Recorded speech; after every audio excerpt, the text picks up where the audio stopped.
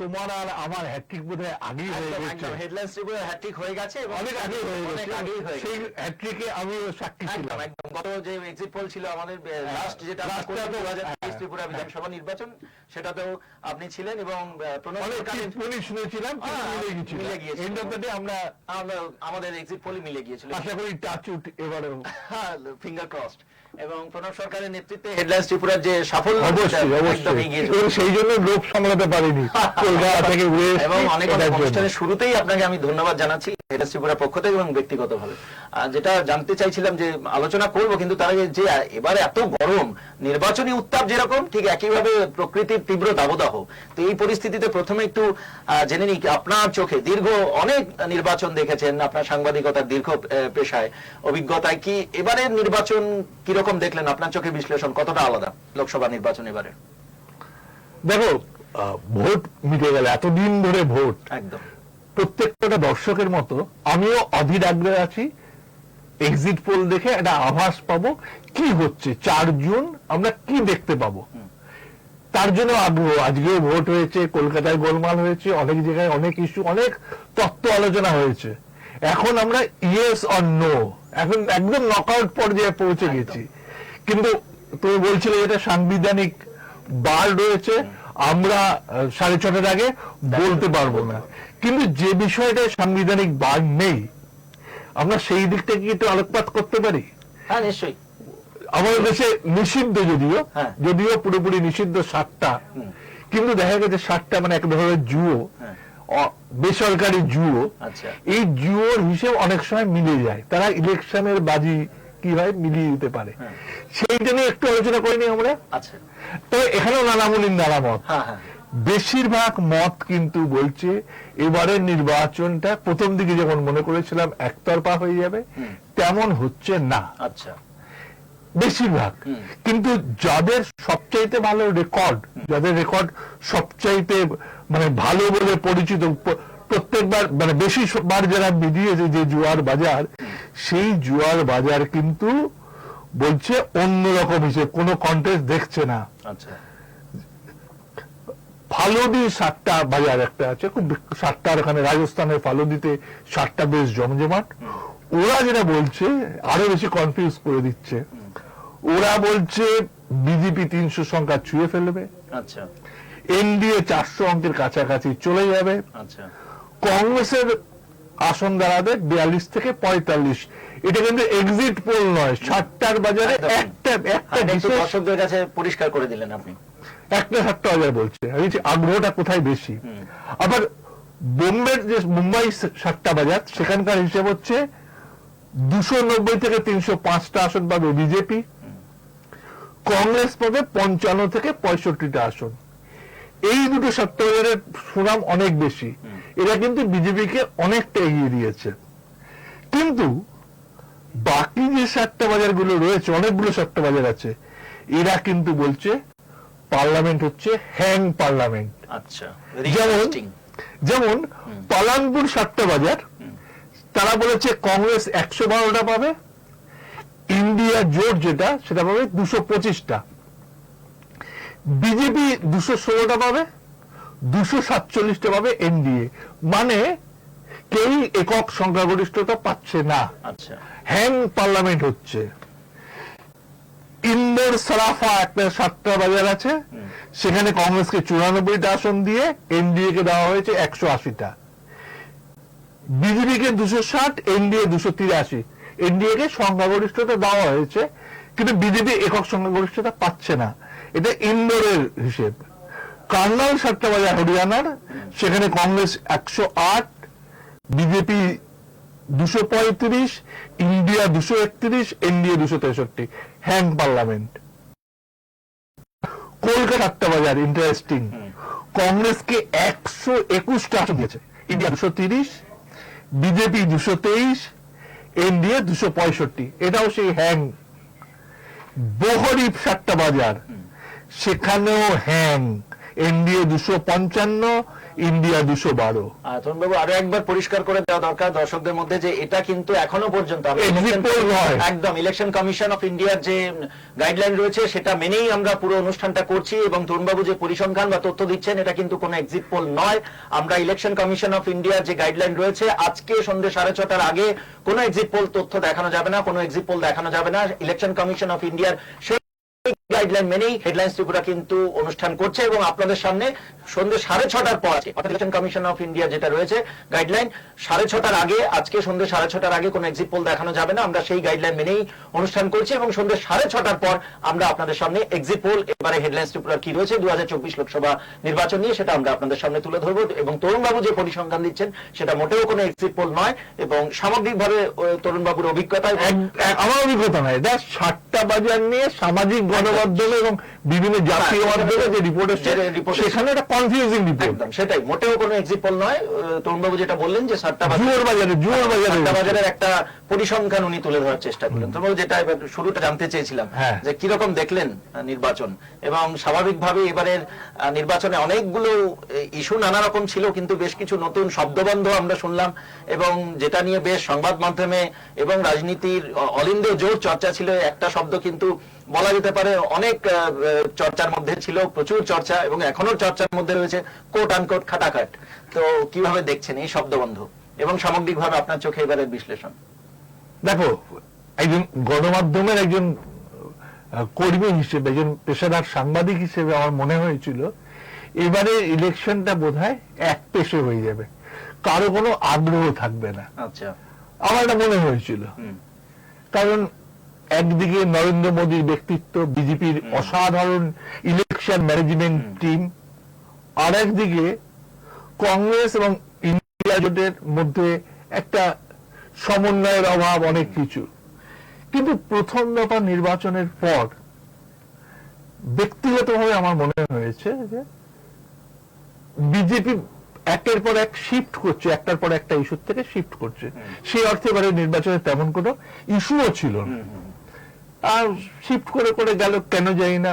এবং গণমাধ্যমের এবং সামাজিক মাধ্যম দুটো, মানে ট্রেডিশনাল মিডিয়া এবং সোশ্যাল মিডিয়া, এই দুটোতে মিলিয়ে যেটা দেখলাম সেটা হচ্ছে ইলেকশনটাকে টেম্পো তোলার চেষ্টা হয়েছে। নিশ্চয়ই টেম্পোটা উঠেছে। ইলেকশনে আমি যেসব জায়গায় গিয়েছি লড়াই তো হচ্ছে, টু সাম এক্সটেন্ট লড়াই হচ্ছে। আমি সবচেয়ে বেশি ছিলাম পশ্চিমবঙ্গে। পশ্চিমবঙ্গ দিয়ে গোটা দেশকে বিচার করা যায় না। ভারতবর্ষে অনেকগুলো ভাগে ভাগে ভাগে ভোট হচ্ছে, কারণ এবারের নির্বাচন বিজেপি বনাম কংগ্রেস নয়। আচ্ছা, বিজেপি বনাম আঞ্চলিক দল প্লাস কংগ্রেস। আচ্ছা, এই আঞ্চলিক দলগুলো আঞ্চলিক রাজ্যে রাজ্যে সীমাবদ্ধ। যেমন পশ্চিমবঙ্গে তৃণমূল যথেষ্ট শক্তিশালী একটা রাজনৈতিক শক্তি। তরুণবাবু, আপনি যেটা বললেন, তাহলে কি এবারে নির্বাচনের ফলাফলে এই আঞ্চলিক দলগুলো গুরুত্বপূর্ণ ভূমিকা ফ্যাক্টর নিতে পারে? যদি বিজেপি একক সংখ্যাগরিষ্ঠতা না পায় তাহলে অবশ্যই নেবে। যেটা বলছিলেন, হ্যাঁ, যে পশ্চিমবঙ্গে তৃণমূল একটা বড় দল, বা তামিলনাড়ুতে ডিএমকে একটা বড় রাজনৈতিক দল, তার তো অন্য কোথাও তেমন প্রভাব নেই। পশ্চিম বাঙালি রাজ্য হয়েও ত্রিপুরাতে অনেকবার চেষ্টা করেও তৃণমূল দাগ কাটতে পারে মানুষের মনে। তার ফলে এই রাজ্যে রাজ্যে রাজ্যে রাজ্যে ইস্যু আলাদা আলাদা হয়ে গেছে। পশ্চিমবঙ্গে যেমন আমার যেটা মনে হয়েছে এবারের নির্বাচনে, আমার ব্যক্তিগত অনুমান, এটা এক্সিট পোল, সেটাই জানতে চাইছিলাম আমার ব্যক্তিগত, যে আপনার অভিজ্ঞতা, আপনার ব্যক্তিগত। আমি পশ্চিমবঙ্গে ভোটার হিসেবে, একজন নাগরিক হিসেবে, একজন সাংবাদিক হিসেবে, রাজনৈতিক বিশ্লেষক হিসেবে আমার যেটা মনে হয়েছে পশ্চিমবঙ্গের ভোটে, এবং আমার সহকর্মীদের কথাবার্তা শুনে পশ্চিমবঙ্গে সিপিএম এর ভোট এবার বাড়বে। আচ্ছা, এটা আমার মনে হয়েছে। ভোট বাড়বে, সেটা কি আসনে পরিবর্তিত হবে, নাকি শূন্য থেকে যাবে, নাকি খাতা খোলার সম্ভাবনা? বড় কঠিন প্রশ্ন এটা।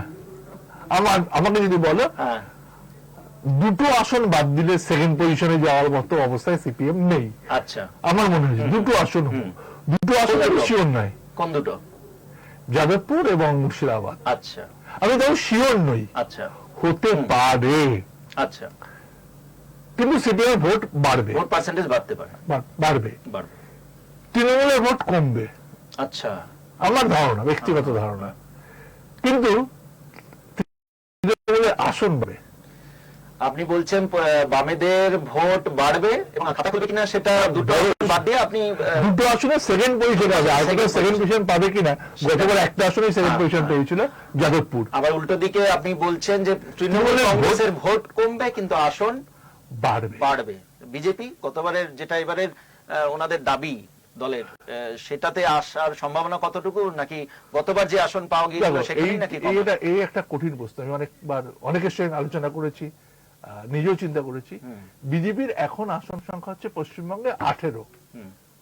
গতবার বিজেপি 18টা পাওয়ার পিছনে অনেকগুলো 3টে মূল ফ্যাক্টর ছিল। এইবার সেই 3টে ফ্যাক্টর নেই, ফলে বিজেপির আসন 18। এই 5টা আসনের মার্জিনাল, এদিকেও আসতে পারে ওদিকেও যেতে পারে।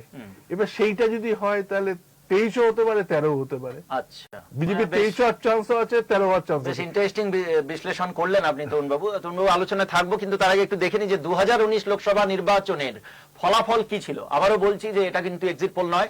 2019 লোকসভা নির্বাচনের ফলাফল কি ছিল, এবং তখন হেডলাইন্স ত্রিপুরা তৃণমূলের ভোট কমবে কিন্তু আসন বাড়বে। তাও যেটা দেখা গেল যে তৃণমূলের মধ্যে বেশ কিছু অনেক রকম রাজনৈতিক টানাপোড়েন, অনেক পুরনো দিনের নেতারা দল ছেড়ে বিজেপিতে গেলেন, তো স্বাভাবিকভাবে ফিরেও এলেন। আবার তো সামগ্রিকভাবে অন্যদিকে বামেদের, বিশেষ করে বাম কংগ্রেস জোটের, বিশেষ করে বামেদের যে প্রার্থী তালিকা, সেখানে অনেক তরুণ মুখ, সৃজন ভট্টাচার্যের মতো, দীপশিতা ধরের মতো প্রার্থীদের দেখা গিয়েছে।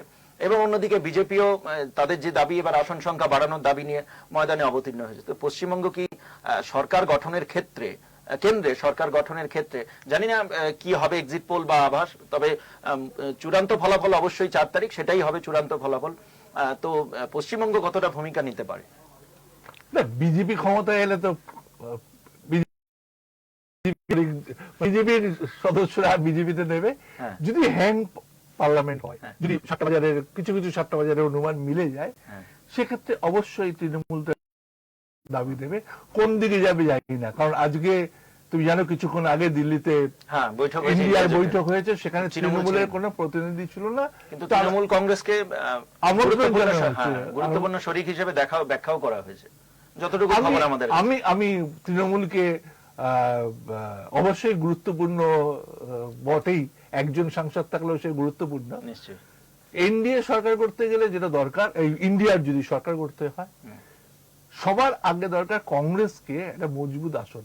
কংগ্রেস ছাড়া কেউ এতগুলো সিটে তো লড়ছে না, মানে ইন্ডিয়া জোটের কংগ্রেস বাদে কেউ 50টা বেশি, 52টা আসন কেউ পেতে পারবে না।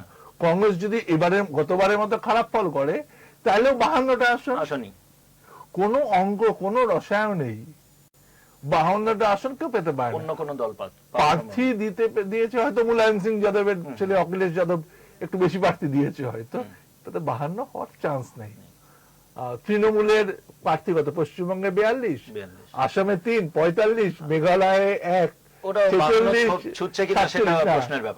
অসম্ভব। এটা ইয়ে, ফলে কংগ্রেসকে বেশি আসন পেতে হবে। কংগ্রেস বেশি আসন কোথা থেকে পাবে, কিভাবে পাবে আমি জানি না। এবার কংগ্রেস পেলেও যদি পায় ভালো, সেটাও 2014 বা 2014 কেন বলবো 2004-এর মতো যদি কংগ্রেস কিছু কম আসন পেয়ে তারপরে যদি জোট করে সরকার চালাতে পারে। রাহুল গান্ধীকে কিভাবে দেখলেন এবারের গত নির্বাচনগুলোর তুলনায়? এবারের নির্বাচনে সত্যি কথা আমার যদি বলো, আমি রাহুল গান্ধীর থেকে বলবো প্রিয়াঙ্কাকে বোধহয় একটু স্মার্ট মনে হয়েছে। আচ্ছা, কিন্তু ততটা আপনার কি মনে হয় যে ততটা উনি প্রচারে বা লাইমলাইটে ছিলেন, নাকি একদম নীরবে প্রচারটা করে গিয়েছেন? প্রিয়াঙ্কা খুব বুদ্ধিদীপ্ত উত্তর দিয়েছেন আক্রমণের, এটাই বলতে পারি। অত্যন্ত বুদ্ধিদীপ্ত উত্তর দিয়েছেন। হ্যাঁ দেখো, মিডিয়া মানে ভারতীয় গণমাধ্যম কে কাজে লাগাতে কংগ্রেস ব্যর্থ, সে যে কোনো কারণেই হতে পারে। সংবাদ মাধ্যমকে কাজে লাগাতে, যে মিডিয়া ম্যানেজমেন্ট, এটা বিজেপির এত স্ট্রং, অনেক কারণ, অনেক যুক্তি, অনেক থাকতে পারে। বাবু আবারও আলোচনায় ফিরবো, একটু পরিসংখ্যান দেখে নি, এবং আবারও বলছি এই পরিসংখ্যান কিন্তু অতীতের পরিসংখ্যান। 2019 অতীত থেকে আমরা শিক্ষা নেব, একদম অতীতের পরিসংখ্যান, এবং 2019 লোকসভা নির্বাচনের রাজ্যভিত্তিক ফলাফল। তবে এই রাজ্যভিত্তিক ফলাফলে কিন্তু আমরা সবকটা রাজ্য বা যেগুলো রয়েছে সেগুলো তুলে ধরিনি, যেই রাজ্যগুলোতে মূলত প্রচুর সংখ্যায় আসন, উত্তরপ্রদেশ থেকে শুরু করে পশ্চিমবঙ্গের মতো যে সমস্ত রাজ্যগুলোতে বেশি লোকসভা আসন রয়েছে সেই রাজ্যগুলোরই আমরা একটা পরিসংখ্যান এখানে তুলে ধরছি, যেখানে তরুণবাবু বিজেপি কিন্তু একেবারে অসাধারণ ফল করেছিল 2019 কিছু রাজ্যে আসন বাড়বে না, দিল্লিতে বিজেপির আসন বাড়তে পারে না, মানে এই যেই রাজ্যগুলো আমরা একদম 19-এর যেগুলো আমরা দেখাচ্ছি 19-এর, এখানে বিজেপি একেবারে চূড়ান্ত মানে অসাধারণ দুর্দান্ত ফল করেছিল। ত্রিপুরায় বিজেপির আসন বাড়তে পারে না 2019 লোকসভা নির্বাচনে। একটু চোখ বুলিয়ে নেওয়া যাক উত্তরপ্রদেশ, শুরুতেই যাব আমরা উত্তরপ্রদেশে।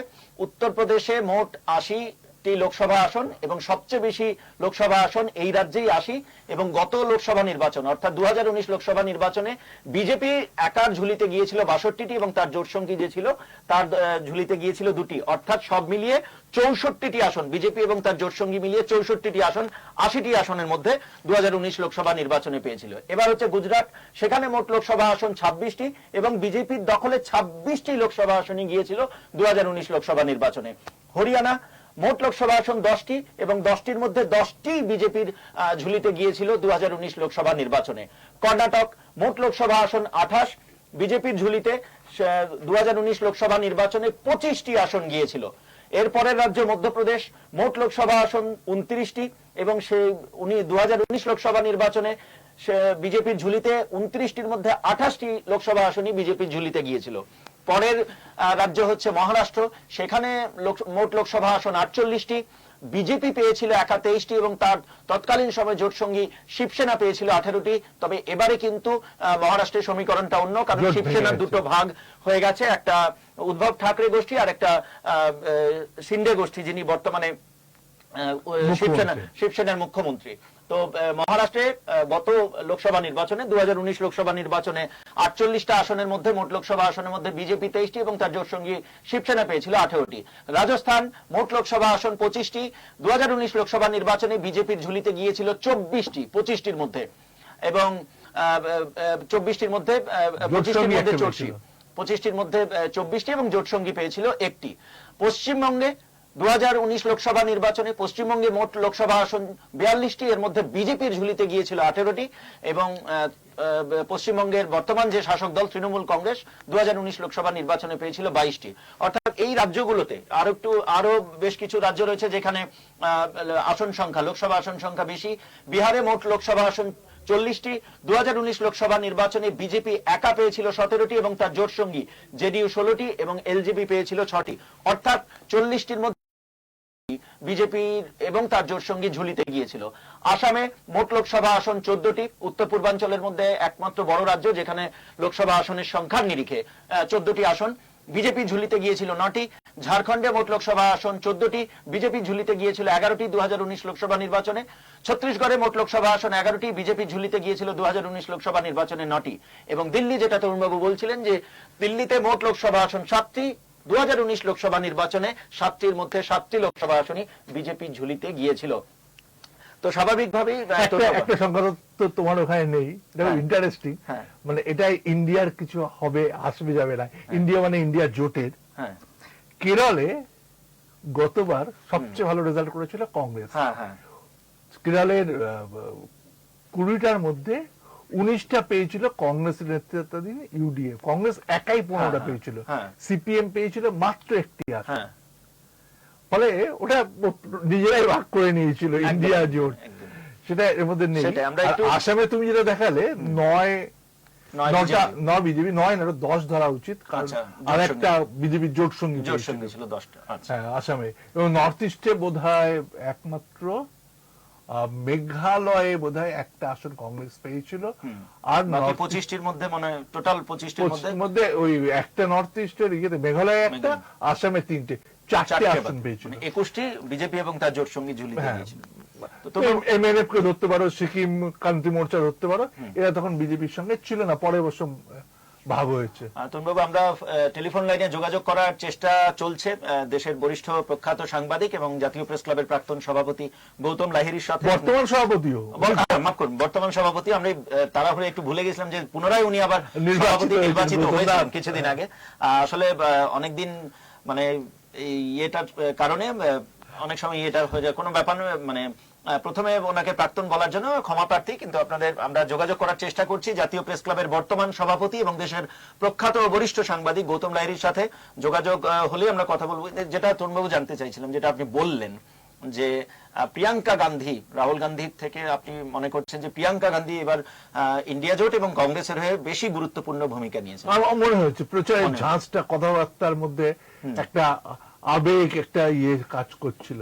আমরা ভারতীয়রা আবেগটাকে বেশি গুরুত্ব দিই, তো আমার মনে হয়েছে এটা। রাহুল গান্ধী ঠিক আছে, রাহুল গান্ধী এটা কি স্ট্র্যাটেজি বলে মনে হতে পারে কংগ্রেসের ইন্ডিয়া জোটের, নাকি মনে হয় যে না স্ট্র্যাটেজি নয়? হয়ে গেছে, হয়ে আচ্ছা, গেছে। প্রধানমন্ত্রী নরেন্দ্র মোদীকে কিভাবে দেখলেন গত দুটো 2014 এবং 2019 লোকসভা নির্বাচনের যদি তুলনা করা হয়? আমূল পার্থক্য। কিরকম?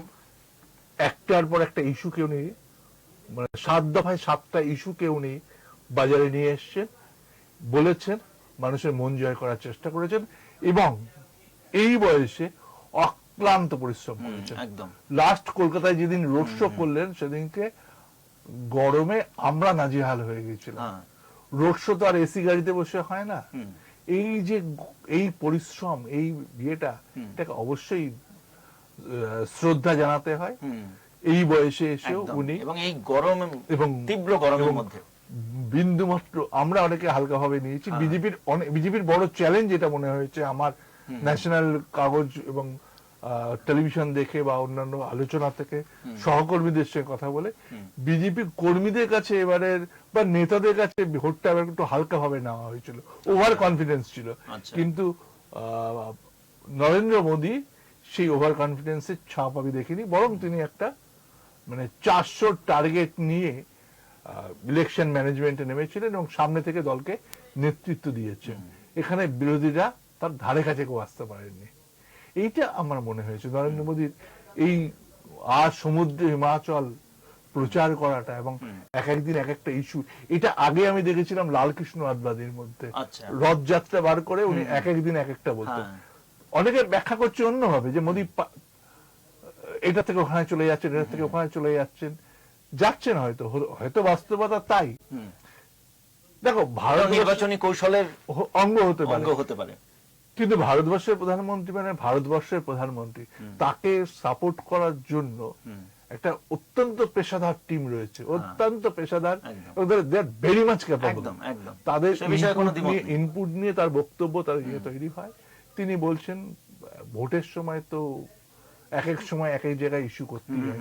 ভোটটা আজকের দিনে একটা প্রোডাক্টের মতো, এটাকে জায়গা বুঝেই দিতে হয়, এটা অঙ্ক করেই হয়, অঙ্ক করেই সব করতে হয়। তো ফলে কি আর বলবো, এগুলো মেনেই চলতে হবে। একদম। তাহলে বলা যেতে পারে এই যে আপনি যেটা বললেন যে এক এক সময় এক একটা ইস্যু প্রধানমন্ত্রী নরেন্দ্র মোদী তুলেছেন, এটা তাহলে নির্বাচনী কৌশল, নির্বাচনী স্ট্র্যাটেজি বলা যেতে পারে। তোমরা আলোচনায় থাকবো। এই মুহূর্তে আমাদের সাথে সরাসরি টেলিফোন লাইনে যুক্ত হয়েছেন দেশের আরেক প্রখ্যাত সাংবাদিক, বরিষ্ঠ সাংবাদিক, জনপ্রিয় সাংবাদিক। আমরা আপনাদের আগে বলছিলাম যে জাতীয় প্রেস ক্লাবের বর্তমান সভাপতি এবং দেশের প্রখ্যাত বরিষ্ঠ সাংবাদিক গৌতম লাহিড়ীর সাথে আমরা কথা বলবো। এখনো গৌতম বাবুর সাথে যোগাযোগ করে হয়ে ওঠা হয়নি, যোগাযোগ হলে আমরা অবশ্যই কথা বলবো। কিন্তু এই মুহূর্তে যিনি আমাদের সাথে ফোন লাইনে রয়েছেন দিল্লি থেকে, দেশের আরেক প্রখ্যাত বরিষ্ঠ এবং জনপ্রিয় সাংবাদিক জয়ন্ত ঘোষাল। জয়ন্ত বাবু, হেডলাইন্স ত্রিপুরা থেকে অলোক বলছি, আগরতলা থেকে। অনেক অনেক স্বাগত আপনাকে হেডলাইন্স ত্রিপুরায়। হ্যাঁ, বলো। কেমন আছেন জয়ন্ত বাবু? আমি ভালো আছি। আচ্ছা, 2024 লোকসভা নির্বাচন আপনার চোখে এবারের লোকসভা নির্বাচন বিগত লোকসভা নির্বাচনগুলোর সাথে যদি তুলনা করেন, এবং দীর্ঘ বছর ধরে আপনি সাংবাদিকতার সঙ্গে যুক্ত, আমাদের অভিভাবক সম, তো এবারের লোকসভা নির্বাচন কিভাবে দেখলেন? আজকে 7ম দফার ভোট গ্রহণ, শেষ দফার ভোট গ্রহণ ছিল, সামগ্রিকভাবে আপনার বিশ্লেষণ। না, সামগ্রিকভাবে দেখো, আমি রাজনৈতিক জ্যোতিষী নই, সুতরাং কোন প্রেডিক্ট আমি কখনই করব না। তবে এটা বলতে পারি, ভোটটা বলছি, হ্যাঁ, মানে ভোটটা যেরকম দেখে। আচ্ছা, ভোটের প্রকৃতি জিজ্ঞাসা করছো? হ্যাঁ, ভোটের প্রকৃতিতে আমি বলবো যে যেসব বৈশিষ্ট্যগুলো আমার চোখে ধরা পড়েছে, তার মধ্যে প্রথম বৈশিষ্ট্য হলো যে 100টার উপরে মানে জনসভা করেছেন নরেন্দ্র মোদী, এবং ভারতের সব থেকে জনপ্রিয়তম নেতা যদি কেউ কেউ হন তার সেটা যে নরেন্দ্র মোদী, এটা নিয়ে আমার মনে হয় বিরোধীরাও সেটা মানে একান্তে অন্তত স্বীকার করবেন। সুতরাং একটা brand equity of Narendra Modi, সেটার ভিত্তিতেই কিন্তু গোটা দেশে ভোট হয়েছে।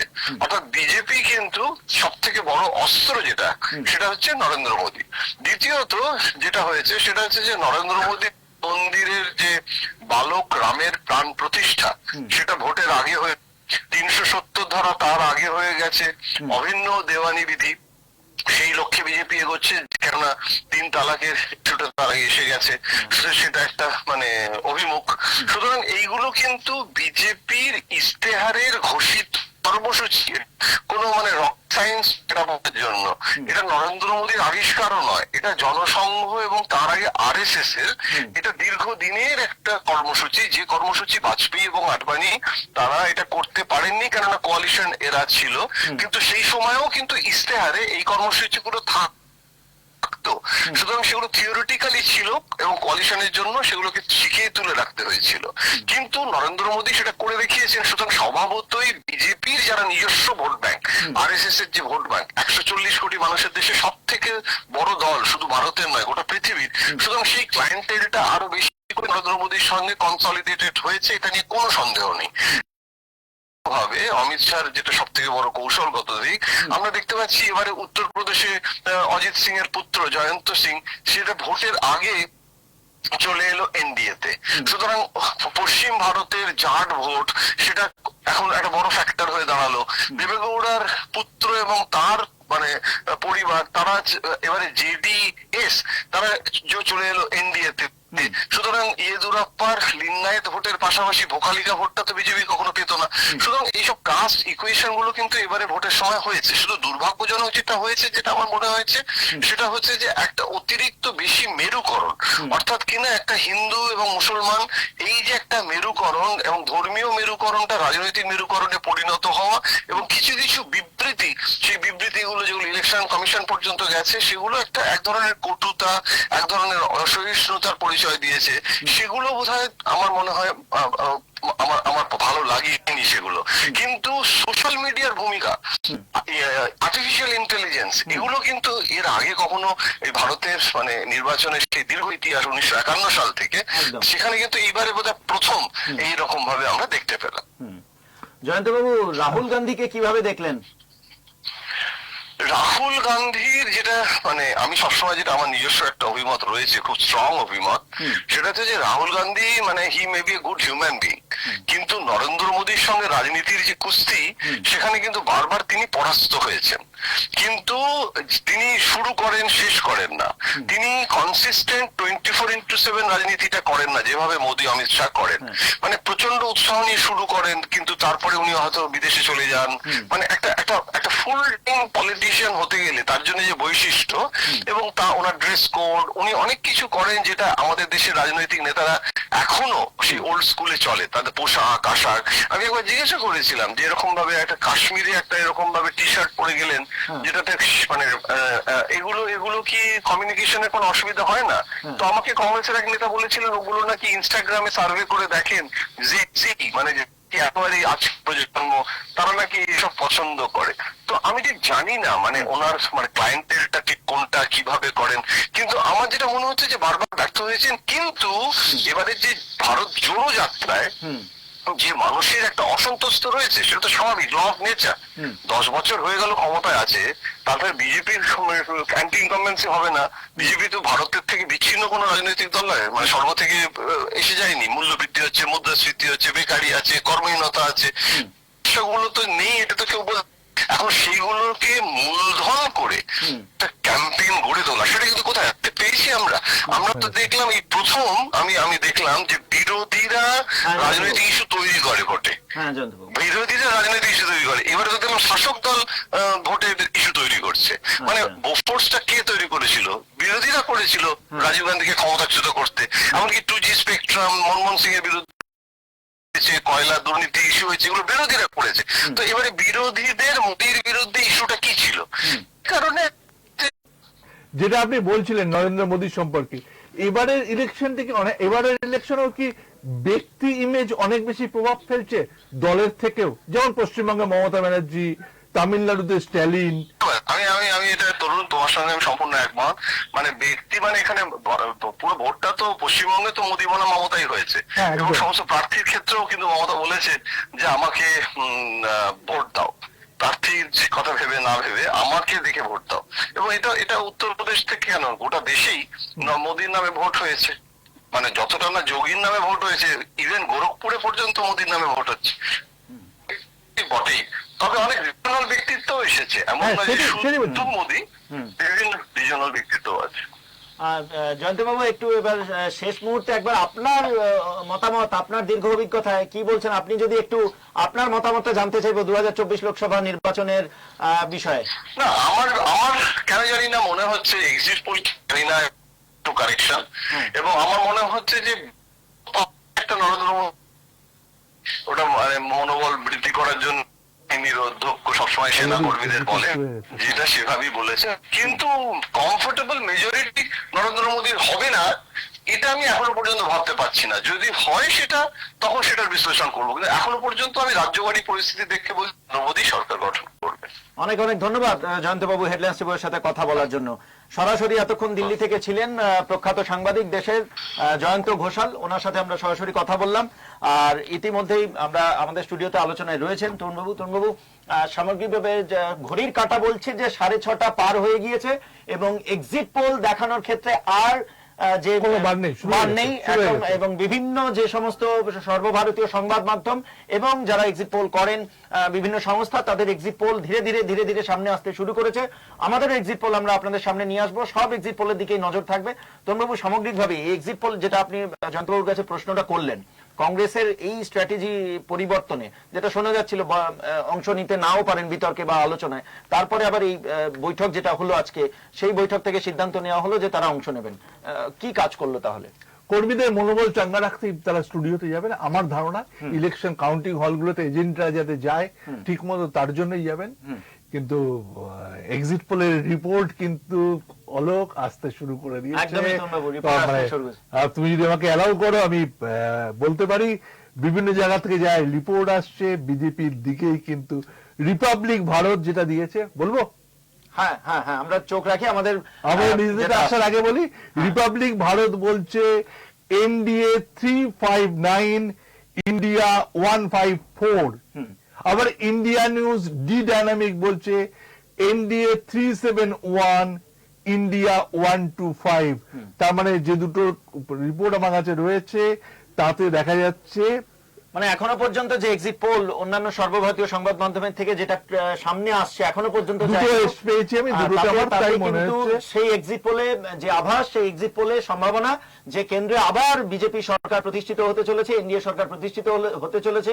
অর্থাৎ বিজেপির যে স্লোগান এবারে নির্বাচনে ছিল, ফির একবার মোদী সরকার, 400 পার এখনো পর্যন্ত দেখা যায়নি, 400 কাছাকাছি, 400 পার সেটা এখনো দেখা যাচ্ছে না। কিন্তু দ্বিতীয় যে স্লোগানটা ছিল যে ফির একবার মোদী সরকার, এই দিকেই কিন্তু বিভিন্ন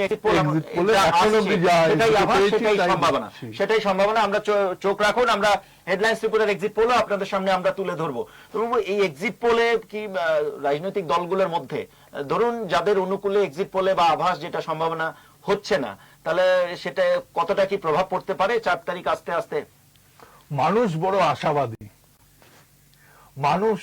আশাবাদী, কারণ এক্সিট পোল তো ভুল প্রমাণ হয়েছে। যদি গত বিধানসভা যে 5টা রাজ্যে ভোট হলো, আমি সেদিন কাউন্টিং এর দিন সকালেও শুনেছিলাম ছত্তিশগড়ে কংগ্রেস জিতছে। কাউন্টিং এর দিন সকালের দিকেও ট্রেন্ড ছিল, কিন্তু বেলা বাড়ার পরে ছত্তিশগড়ে কংগ্রেস হেরেছে। কোন ভোট জ্যোতিষী, কোন চ্যানেল আমার অন্তত নজরে পড়েনি, আমার ভুল হতে পারে, কংগ্রেসকে হারিয়েছিল। তারপরে তো পাল্টেছে। এক্সিট পোল এটা আভাস, এই আভাস এদিক ওদিক। তারপরে হচ্ছে তোমার একটা বড় কথা হচ্ছে লক্ষ লক্ষ ভোটার, তার মধ্যে থেকে সামান্য কিছু স্যাম্পেল সার্ভে করে বোঝা সম্ভব না 2-5 হাজার, 10,000, 20,000, 30,000 লোকসভায় 30,000 ভোটে হার জিতটা আমি বলবো হাড্ডাহাড্ডি। 30,000 ভোটের যদি সেটা হাড্ডাহাড্ডি, সেটা যে কোনো দিনই যেতে পারে। ফলে এক্সিট পোল ভুল ঠিক বলাটা একটু কঠিন। এটা নিয়ে একটা তর্ক বিতর্ক থাকছেই। তো যেটাই যেই দুটো এক্সিট পোল, যেটা তরুণবাবু কিছুক্ষণ আগেই বলে দিয়েছেন, যে দুটো এক্সিট পোল এখনো পর্যন্ত যেই জুতি সামনে এসেছে সর্বভারতীয় সংবাদ মাধ্যম থেকে, তরুণবাবু বলে দিয়েছেন। তারপরেও আরো একবার আপনাদের জানিয়ে রাখি যে ইন্ডিয়া নিউজ এবং ডি ডাইনামিক্স, ইন্ডিয়া নিউজ এবং ডি ডাইনামিক্সে যে এক্সিট পোল 2024 লোকসভা নির্বাচন নিয়ে, সেখানে এনডিএ 371টি আসন পাওয়ার সম্ভাবনা বলছে ইন্ডিয়া নিউজ এবং ডি ডাইনামিক্সের যে এক্সিট পোল, এবং ইন্ডিয়া জোট 125টি আসন এবং অন্যান্যদের 47টি আসন পাওয়ার সম্ভাবনা বলছে এক্সিট পোল ইন্ডিয়া নিউজ এবং ডি ডাইনামিক্সের। আরেকটি যেটা তরুণবাবু উল্লেখ করেছেন যে রিপাবলিক ভারত এবং মার্টিজের যে এক্সিট পোল সামনে এসেছে 2024 লোকসভা নির্বাচন নিয়ে, সেখানে বিজেপি 359টি, অর্থাৎ বিজেপি নেতৃত্বাধীন এনডিএ জোট 359টি আসন পেতে পারে বলে সম্ভাবনা, 359টি আসন পাওয়ার সম্ভাবনা এক্সিট পোলে, রিপাবলিক ভারত এবং মার্টিজের এক্সিট পোলে। অন্যদিকে ইন্ডিয়া জোটের 154টি আসন পাওয়ার সম্ভাবনা, অন্যান্যদের 30টি আসন পাওয়ার সম্ভাবনা। অর্থাৎ যে দুটো এক্সিট পোল সামনে এসেছে এই মুহূর্তে, সেখানে স্ক্রিনে সেটা দেখতেই পাচ্ছেন, ইন্ডিয়া নিউজ এবং ডি ডাইনামিক্স রাজ্য ভিত্তিক পশ্চিমবঙ্গে 42টি লোকসভা আসন। তরুণবাবু, ভেরি ইন্টারেস্টিং, বিজেপি 21টি পেতে পারে বলে ইন্ডিয়া নিউজ এবং ডি ডাইনামিক্স এর এক্সিট পোলে বলা হচ্ছে। বিজেপির 21টি আসন পাওয়ার সম্ভাবনা, অর্থাৎ গত লোকসভা নির্বাচনে 18টি আসন ছিল, সেখান থেকে 3টি আসন বাড়ার সম্ভাবনা দেখানো হচ্ছে ইন্ডিয়া নিউজ এবং ডি ডাইনামিক্স এর যে এক্সিট পোল। পশ্চিমবঙ্গে 42টি লোকসভা আসনের মধ্যে তৃণমূল কংগ্রেস 19টি, অর্থাৎ তৃণমূল কংগ্রেসের 3টি আসন কমে যেতে পারে, এবং কংগ্রেসের গতবারে 2টি আসন ছিল, এবার তারা সেই 2টি আসন ধরে রাখতে পারছে এমনটাই সম্ভাবনা। বামফ্রন্ট খাতা খুলছে না, অর্থাৎ কংগ্রেস লেফট আলাদা দেখালো, বামফ্রন্ট এবং কংগ্রেস জোটেরই 2টি আসন থাকছে কংগ্রেসের। তরুণবাবু, স্বাভাবিকভাবেই এক্সিট পোল, এই এক্সিট পোল যেহেতু পশ্চিমবঙ্গ আপনি ঘুরেছেন বিভিন্ন জায়গায় নির্বাচনী কভারেজে, এটা নিরিখে কি বলবেন এই এক্সিট পোলের হাড্ডাহাড্ডি লড়াই? আমরা তো এটাই বলছিলাম যে বামফ্রন্টের ভোট বাড়বে, আসন বাড়বে না, সেটাই রিফ্লেক্ট হয়েছে, এটাই আমরা আলোচনা করছিলাম। একদম। বিজেপির 19 বলেছে, তৃণমূলের 21 বলেছে, আমি তো বলছিলাম 18 থেকে 5 যোগ করলে 23 হতে পারে, 13 হতে পারে। এগুলো মার্জিনাল সিট গুলোতে কি হবে এটা বলাটা খুবই মুশকিল। জিনিস পরিষ্কার, মর্নিং শোজ দ্য ডেজ। একদম, মর্নিং শোজ দ্য ডেজ। তরুণবাবু, আরো 2টি এক্সিট পোল, আরো 2টি সর্বভারতীয় এক্সিট পোল আমাদের সামনে আসছে। এই দুটি হলো রিপাবলিক টিভি এবং পি মার কিউ।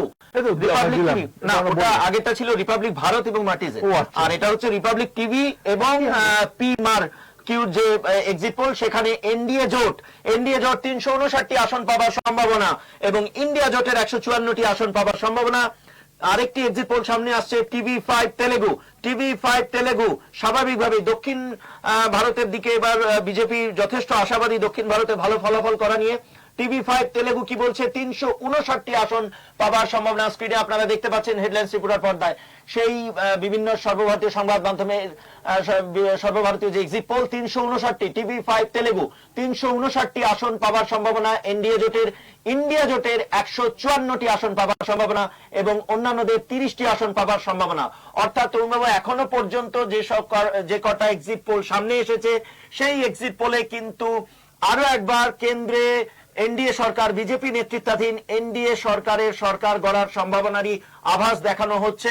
অর্থাৎ হ্যাট্রিক, বিজেপি নেতৃত্বাধীন এনডিএ সরকারের হ্যাট্রিক হবার সম্ভাবনা এখনো পর্যন্ত যা এক্সিট পোলের সামনে আসছে এখনো পর্যন্ত, এবং সবটাই কিন্তু এক্সিট পোল, এটা কিন্তু কোনো চূড়ান্ত ফলাফল আমাদের এক্সিট পোল একদম আসেনি, আমাদের এক্সিট পোল এখনো করিনি। ধৈর্য ধরুন, যেটা হেডলাইন্স ত্রিপুরা এবং জন কি বাতের যে এক্সিট পোল সেটা আমরা আপনাদের সামনে তুলে ধরবো, কিন্তু পাশাপাশি অন্যান্য যে সর্বভারতীয় সংবাদ মাধ্যম এবং সংস্থাগুলির যে এক্সিট পোল রয়েছে সেটাও আমরা আপনাদের সামনে তুলে ধরছি। এবং এখনো পর্যন্ত যে 4টি এক্সিট পোল আমাদের সামনে এসেছে তাতে দেখা যাচ্ছে রিপাবলিক ভারত এবং ম্যাট্রিজ 353 থেকে 368টি আসন এনডিএ জোটকে পাওয়ার সম্ভাবনা বলছে।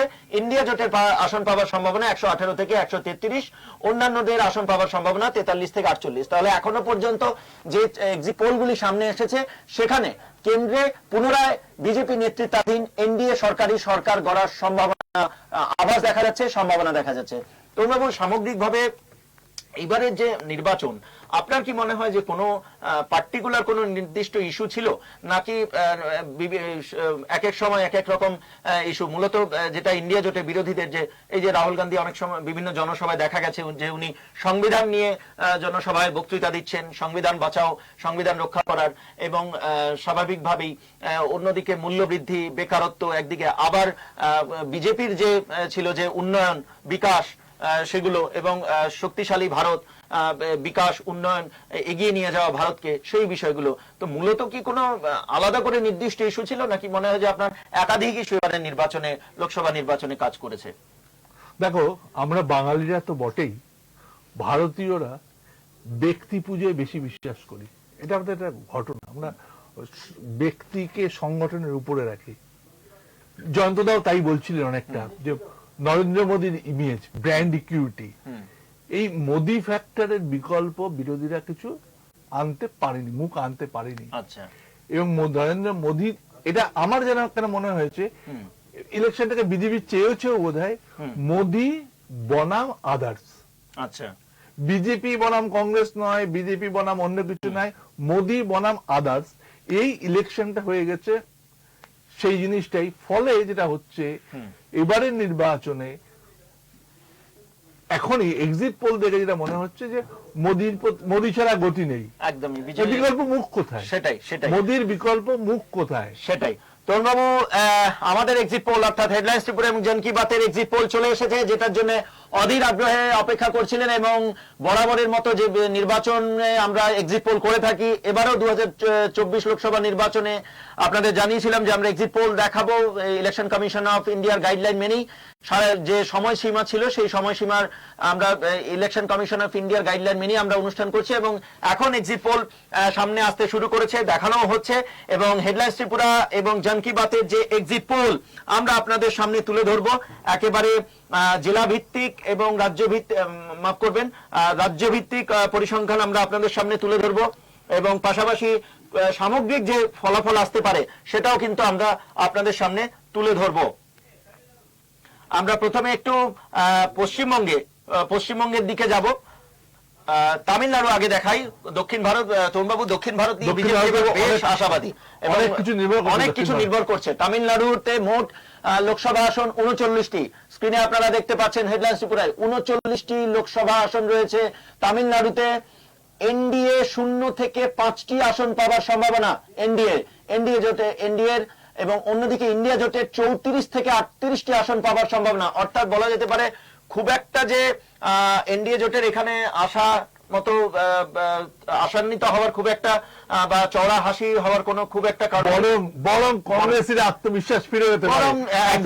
যা বলছিলাম তার বিপরীতে গিয়ে হেডলাইন্স ত্রিপুরার এবং জন কি বাতের এক্সিট পোল অনুযায়ী কংগ্রেসরা এবার একটু আত্মবিশ্বাসী হতে পারে, কারণ তামিলনাড়ুতে একদম বিরাট সাফল্য পাচ্ছে, এবং যদি এটা সঠিক হয়। হ্যাঁ, যদি সঠিক হয়, আবারও বলছি এটা সম্ভাবনা, এটা একটা আভাস, এবং রাজনৈতিক দল ভিত্তিকও এখানে এই জন কি বাতের এবং হেডলাইন্স ত্রিপুরার তামিলনাড়ুতে আমরা তুলে ধরেছি। আমরা একটু আমার সহকর্মী বাপিদাকে বলবো, একটু আমরা যে তামিলনাড়ুতে যে রাজনৈতিক দল ভিত্তিক পরিসংখ্যানটা দেওয়া হয়েছে সেটা একটু বলে নি, সেটাও বলে নিচ্ছি। বিজেপি পেতে পারে 0 থেকে 3টি আসন, কংগ্রেস পেতে পারে 7 থেকে 9টি আসন, ডিএমকে পেতে পারে 19 থেকে 22টি আসন, জেইউএমএল পেতে পারে 1টি আসন।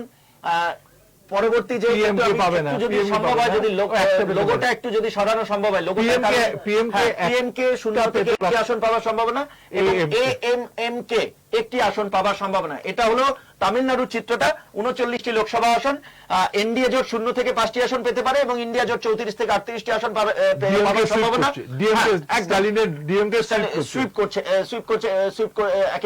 একেবারে ডিএমকে স্টালিনের নেতৃত্বে যে দল, একেবারে বলা যেতে পারে একচ্ছত্র আধিপত্য, এবং তামিলনাড়ুর যে 39টি আসন সেটার আমরা একটা সম্ভাবনা এক্সিট পোল আমরা আপনাদের সামনে তুলে ধরলাম। দেখবো পরবর্তী রাজ্য কি রয়েছে, পরবর্তী রাজ্য কি বলছে, দেখা যাবে। 42টি লোকসভা আসন তরুণ বাবু, আপনি আপনাদের স্বাভাবিকভাবে বেশ ইন্টারেস্টিং, আপনি বিভিন্ন লোকসভা কেন্দ্রে গিয়ে নির্বাচনী কভারেজ করেছেন।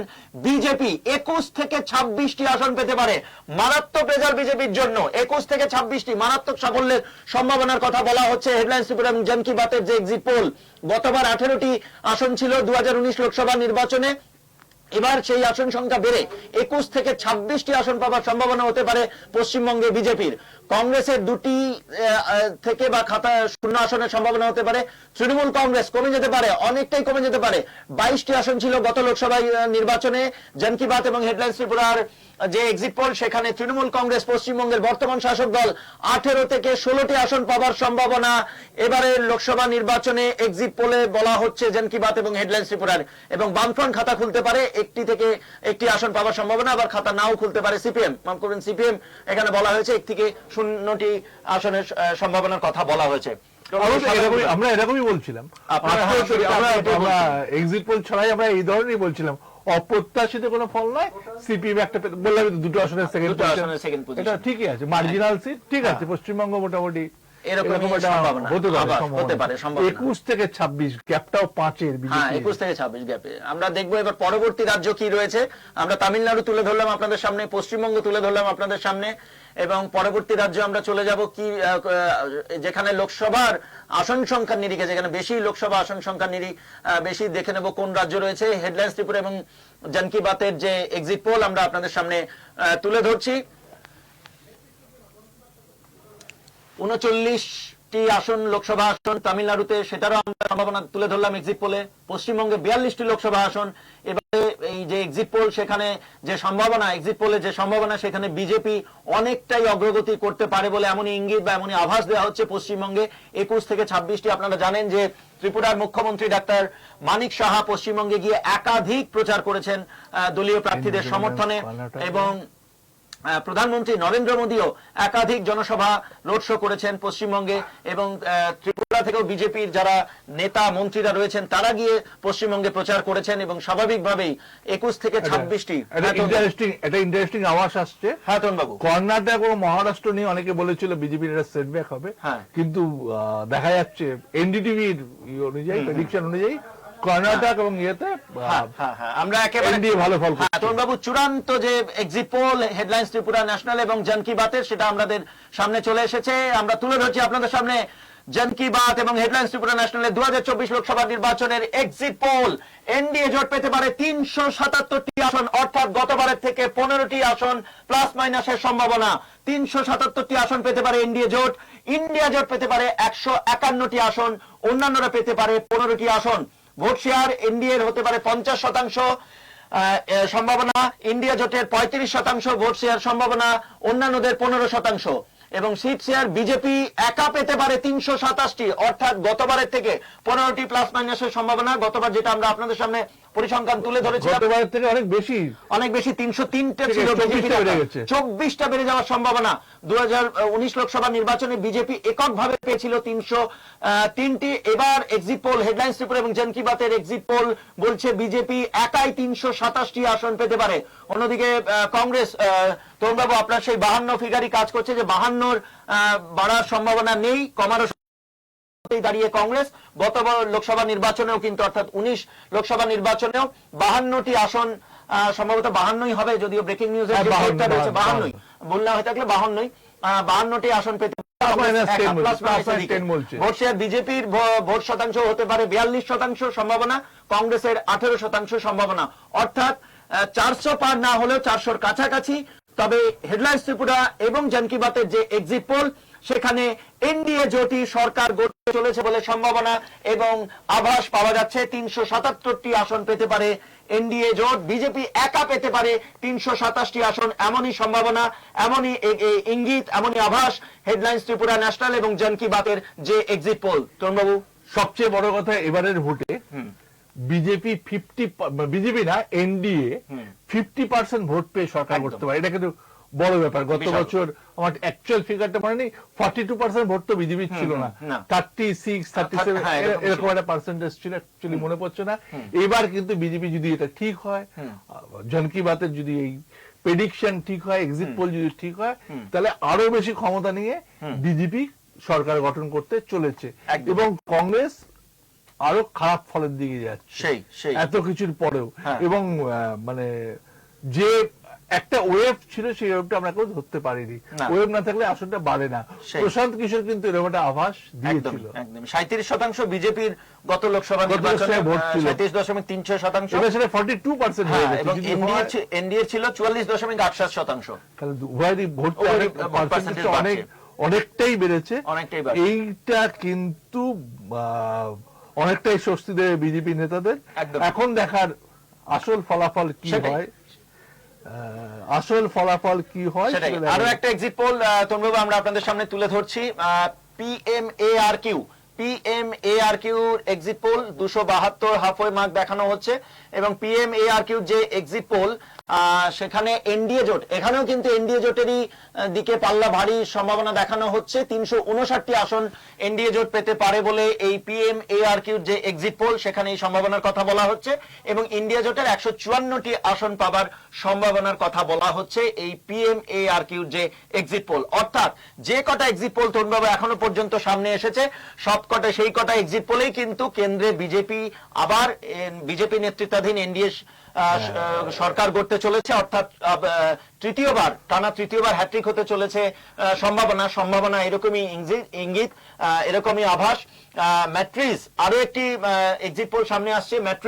ম্যাট্রিজের যে এক্সিট পোল সেখানে 2024 লোকসভা নির্বাচন নিয়ে সেখানে এনডিএ 353 থেকে 368টি আসন পেতে পারে সম্ভাবনা আসন পাবার, ইন্ডিয়া জোটের 118 থেকে 133টি আসন পাবার সম্ভাবনা এবং অন্যান্যদের 43 থেকে 48টি আসন পাবার সম্ভাবনা। থামিয়ে এটা এনডিটিভি পোল অফ পোলস এই এক্সিট পোল গড় করে, তাতে দেখা যাচ্ছে NDTV poll of polls NDA 365 NDA, India জোট মানে কংগ্রেসের ইন্ডিয়া জোট 142 আদার্স। একদমই তরুণবাবু পোল অফ পোলস তরুণবাবু যে পরিসংখ্যানটা তুললেন যে এনডিটিভির পোল অফ পোলস অর্থাৎ সবগুলোর পোল অফ পোলস সেখানেও যে এক্সিট পোল সামনে আসছে সেখানে তরুণবাবু বললেন 365 প্রায় 400 কাছাকাছি 365 পোল অফ পোলস এনডিটিভির, যেটা তরুণবাবু এইমাত্র ওনার সামনে এসেছে তথ্য, সেই তথ্যটা উনি তুলে ধরলেন। 365টি আসন পেতে পারে এনডিএ জোট এবং ইন্ডিয়া জোট পেতে পারে তরুণবাবু ইন্ডিয়া জোট পেতে পারে 142টি আসন 142টি আসন পাওয়ার সম্ভাবনা। অর্থাৎ এনডিটিভির যে পোল অফ পোলস সেখানেও কিন্তু দেখানো হচ্ছে যে কেন্দ্রে সরকার গড়তে পারে, সরকার গড়ার সম্ভাবনা এনডিএ জোটের বিজেপি নেতৃত্বাধীন। অর্থাৎ এখনো পর্যন্ত যে কটা এক্সিট পোল সামনে এসেছে সেখানে কিন্তু সব কটাতেই কেন্দ্রে ফের প্রত্যাবর্তন হতে চলেছে, ফের বিজেপি নেতৃত্বাধীন এনডিএ সরকার গড়তে চলেছে এমনই সম্ভাবনা, এমনই ইঙ্গিত, এমনই আভাস দেখানো হচ্ছে। আরো স্পষ্ট করে বললে সবকটা এক্সিট পোলই বলছে এখনো পর্যন্ত আপনার সামনে যেগুলো এসছে একদম 350 প্লাস এনডিএ পাচ্ছে। একদমই 400 পার না হলেও 350 ক্রস করে যাচ্ছে এনডিএ জোট, এমনটাই আভাস, এমনটাই ইঙ্গিত, এমনটাই সম্ভাবনা সবকটি এক্সিট পোলে, প্রায় সবকটি এক্সিট পোল। এবং আমাদের হেডলাইন্স ত্রিপুরা এবং জন কি বাতের যে এক্সিট পোল 2024 লোকসভা নির্বাচনে সেখানে এনডিএ জোট 377টি আসন পাওয়ার সম্ভাবনা। আপনাদের আবারও জানাই যে এই মুহূর্তে টিভির পর্দায় আপনারা দেখতে পাচ্ছেন, তবে আপনাদের আবারও জানিয়ে রাখি এটা এক্সিট পোল, এটা কিন্তু কোনো চূড়ান্ত ফলাফল নয়, এটা একটা সম্ভাবনা, একটা আভাস। চূড়ান্ত ফলাফল জানা যাবে 4 জুন 2024, কিন্তু এক্সিট পোল একটা সম্ভাবনা, একটা আভাস। আপনাদের আবারও জানিয়ে রাখি হেডলাইন্স ত্রিপুরা এবং জন কি বাতের যে এক্সিট পোল সেখানে 377টি আসন পাওয়ার সম্ভাবনা, 377টি আসন পাওয়ার সম্ভাবনা এনডিএ জোটের এবং ইন্ডিয়া জোটের আসন পাওয়ার সম্ভাবনা 151টির।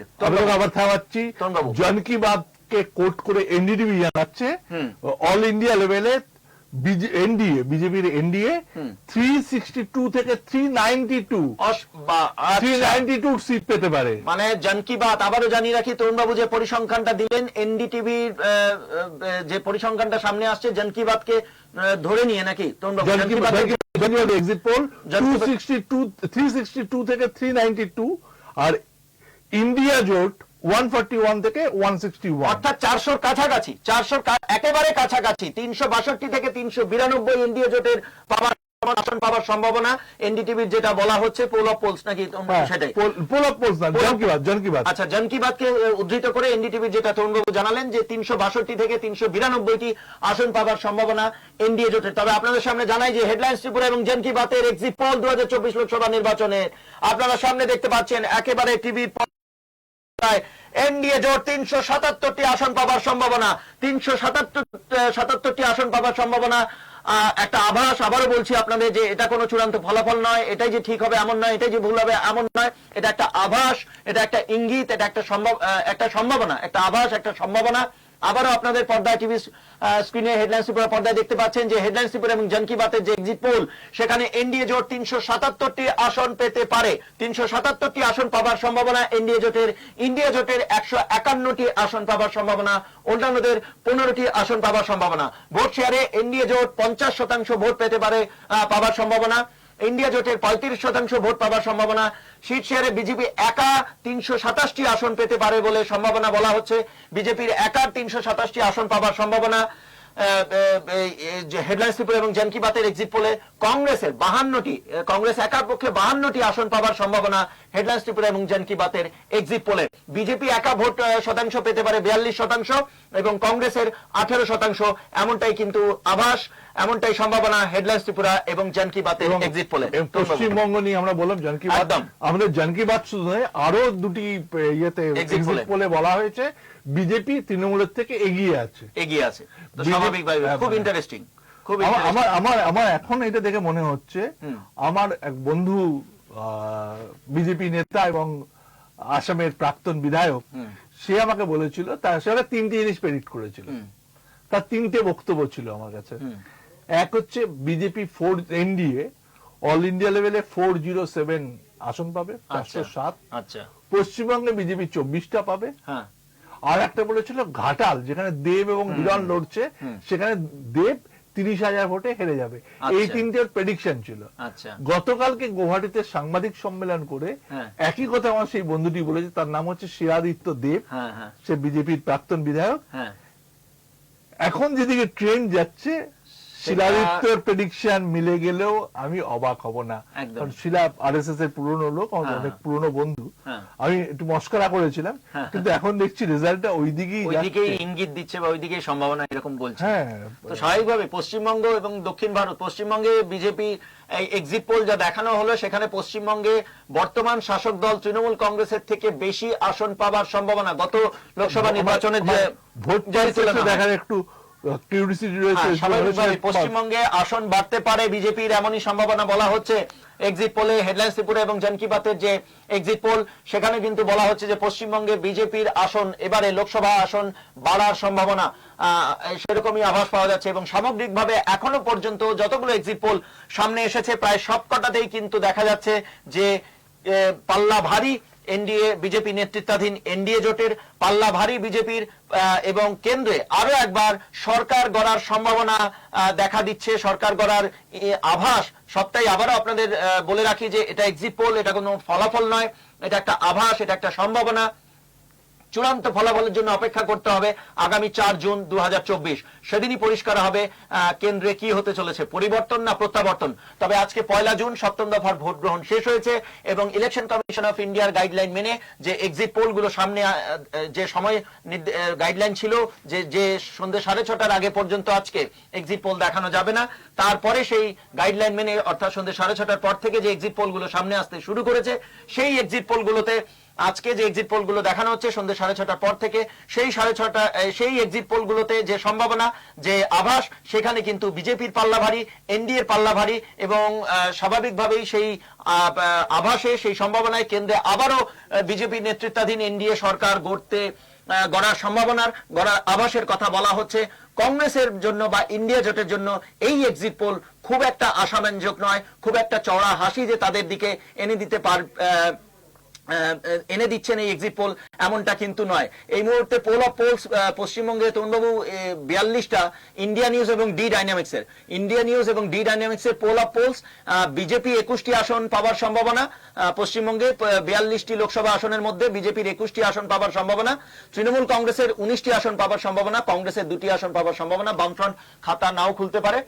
খাতা খোলা, বামফ্রন্টে ঝুলিতে শূন্য দেখা সম্ভাবনা এবং অন্যান্যদের ঝুলিতে দুটি আসন পাওয়ার সম্ভাবনা। অন্যান্যদের দুটি বলতে পশ্চিমবঙ্গে অন্যান্য বলতে রয়েছে আইএসএফ, আর তো কেউ নেই না, ওই সেই টিএমসি, কংগ্রেস, লেফট, আইএসএফ দুটো আসন পাবে এবং কংগ্রেস আমার এটা বিশ্বাসযোগ্য মনে হ্যাঁ, হচ্ছে কংগ্রেস এবং লেফট তো একই সাথে, বাম কংগ্রেস তো জোট হয়ে ঠিক আছে। নির্বাচনের প্রতিদ্বন্দ্বিতা পেলে করছে। কংগ্রেসই দুটো পাবে, লেফট পাবে না, লেফট কে আলাদা রেখেছে।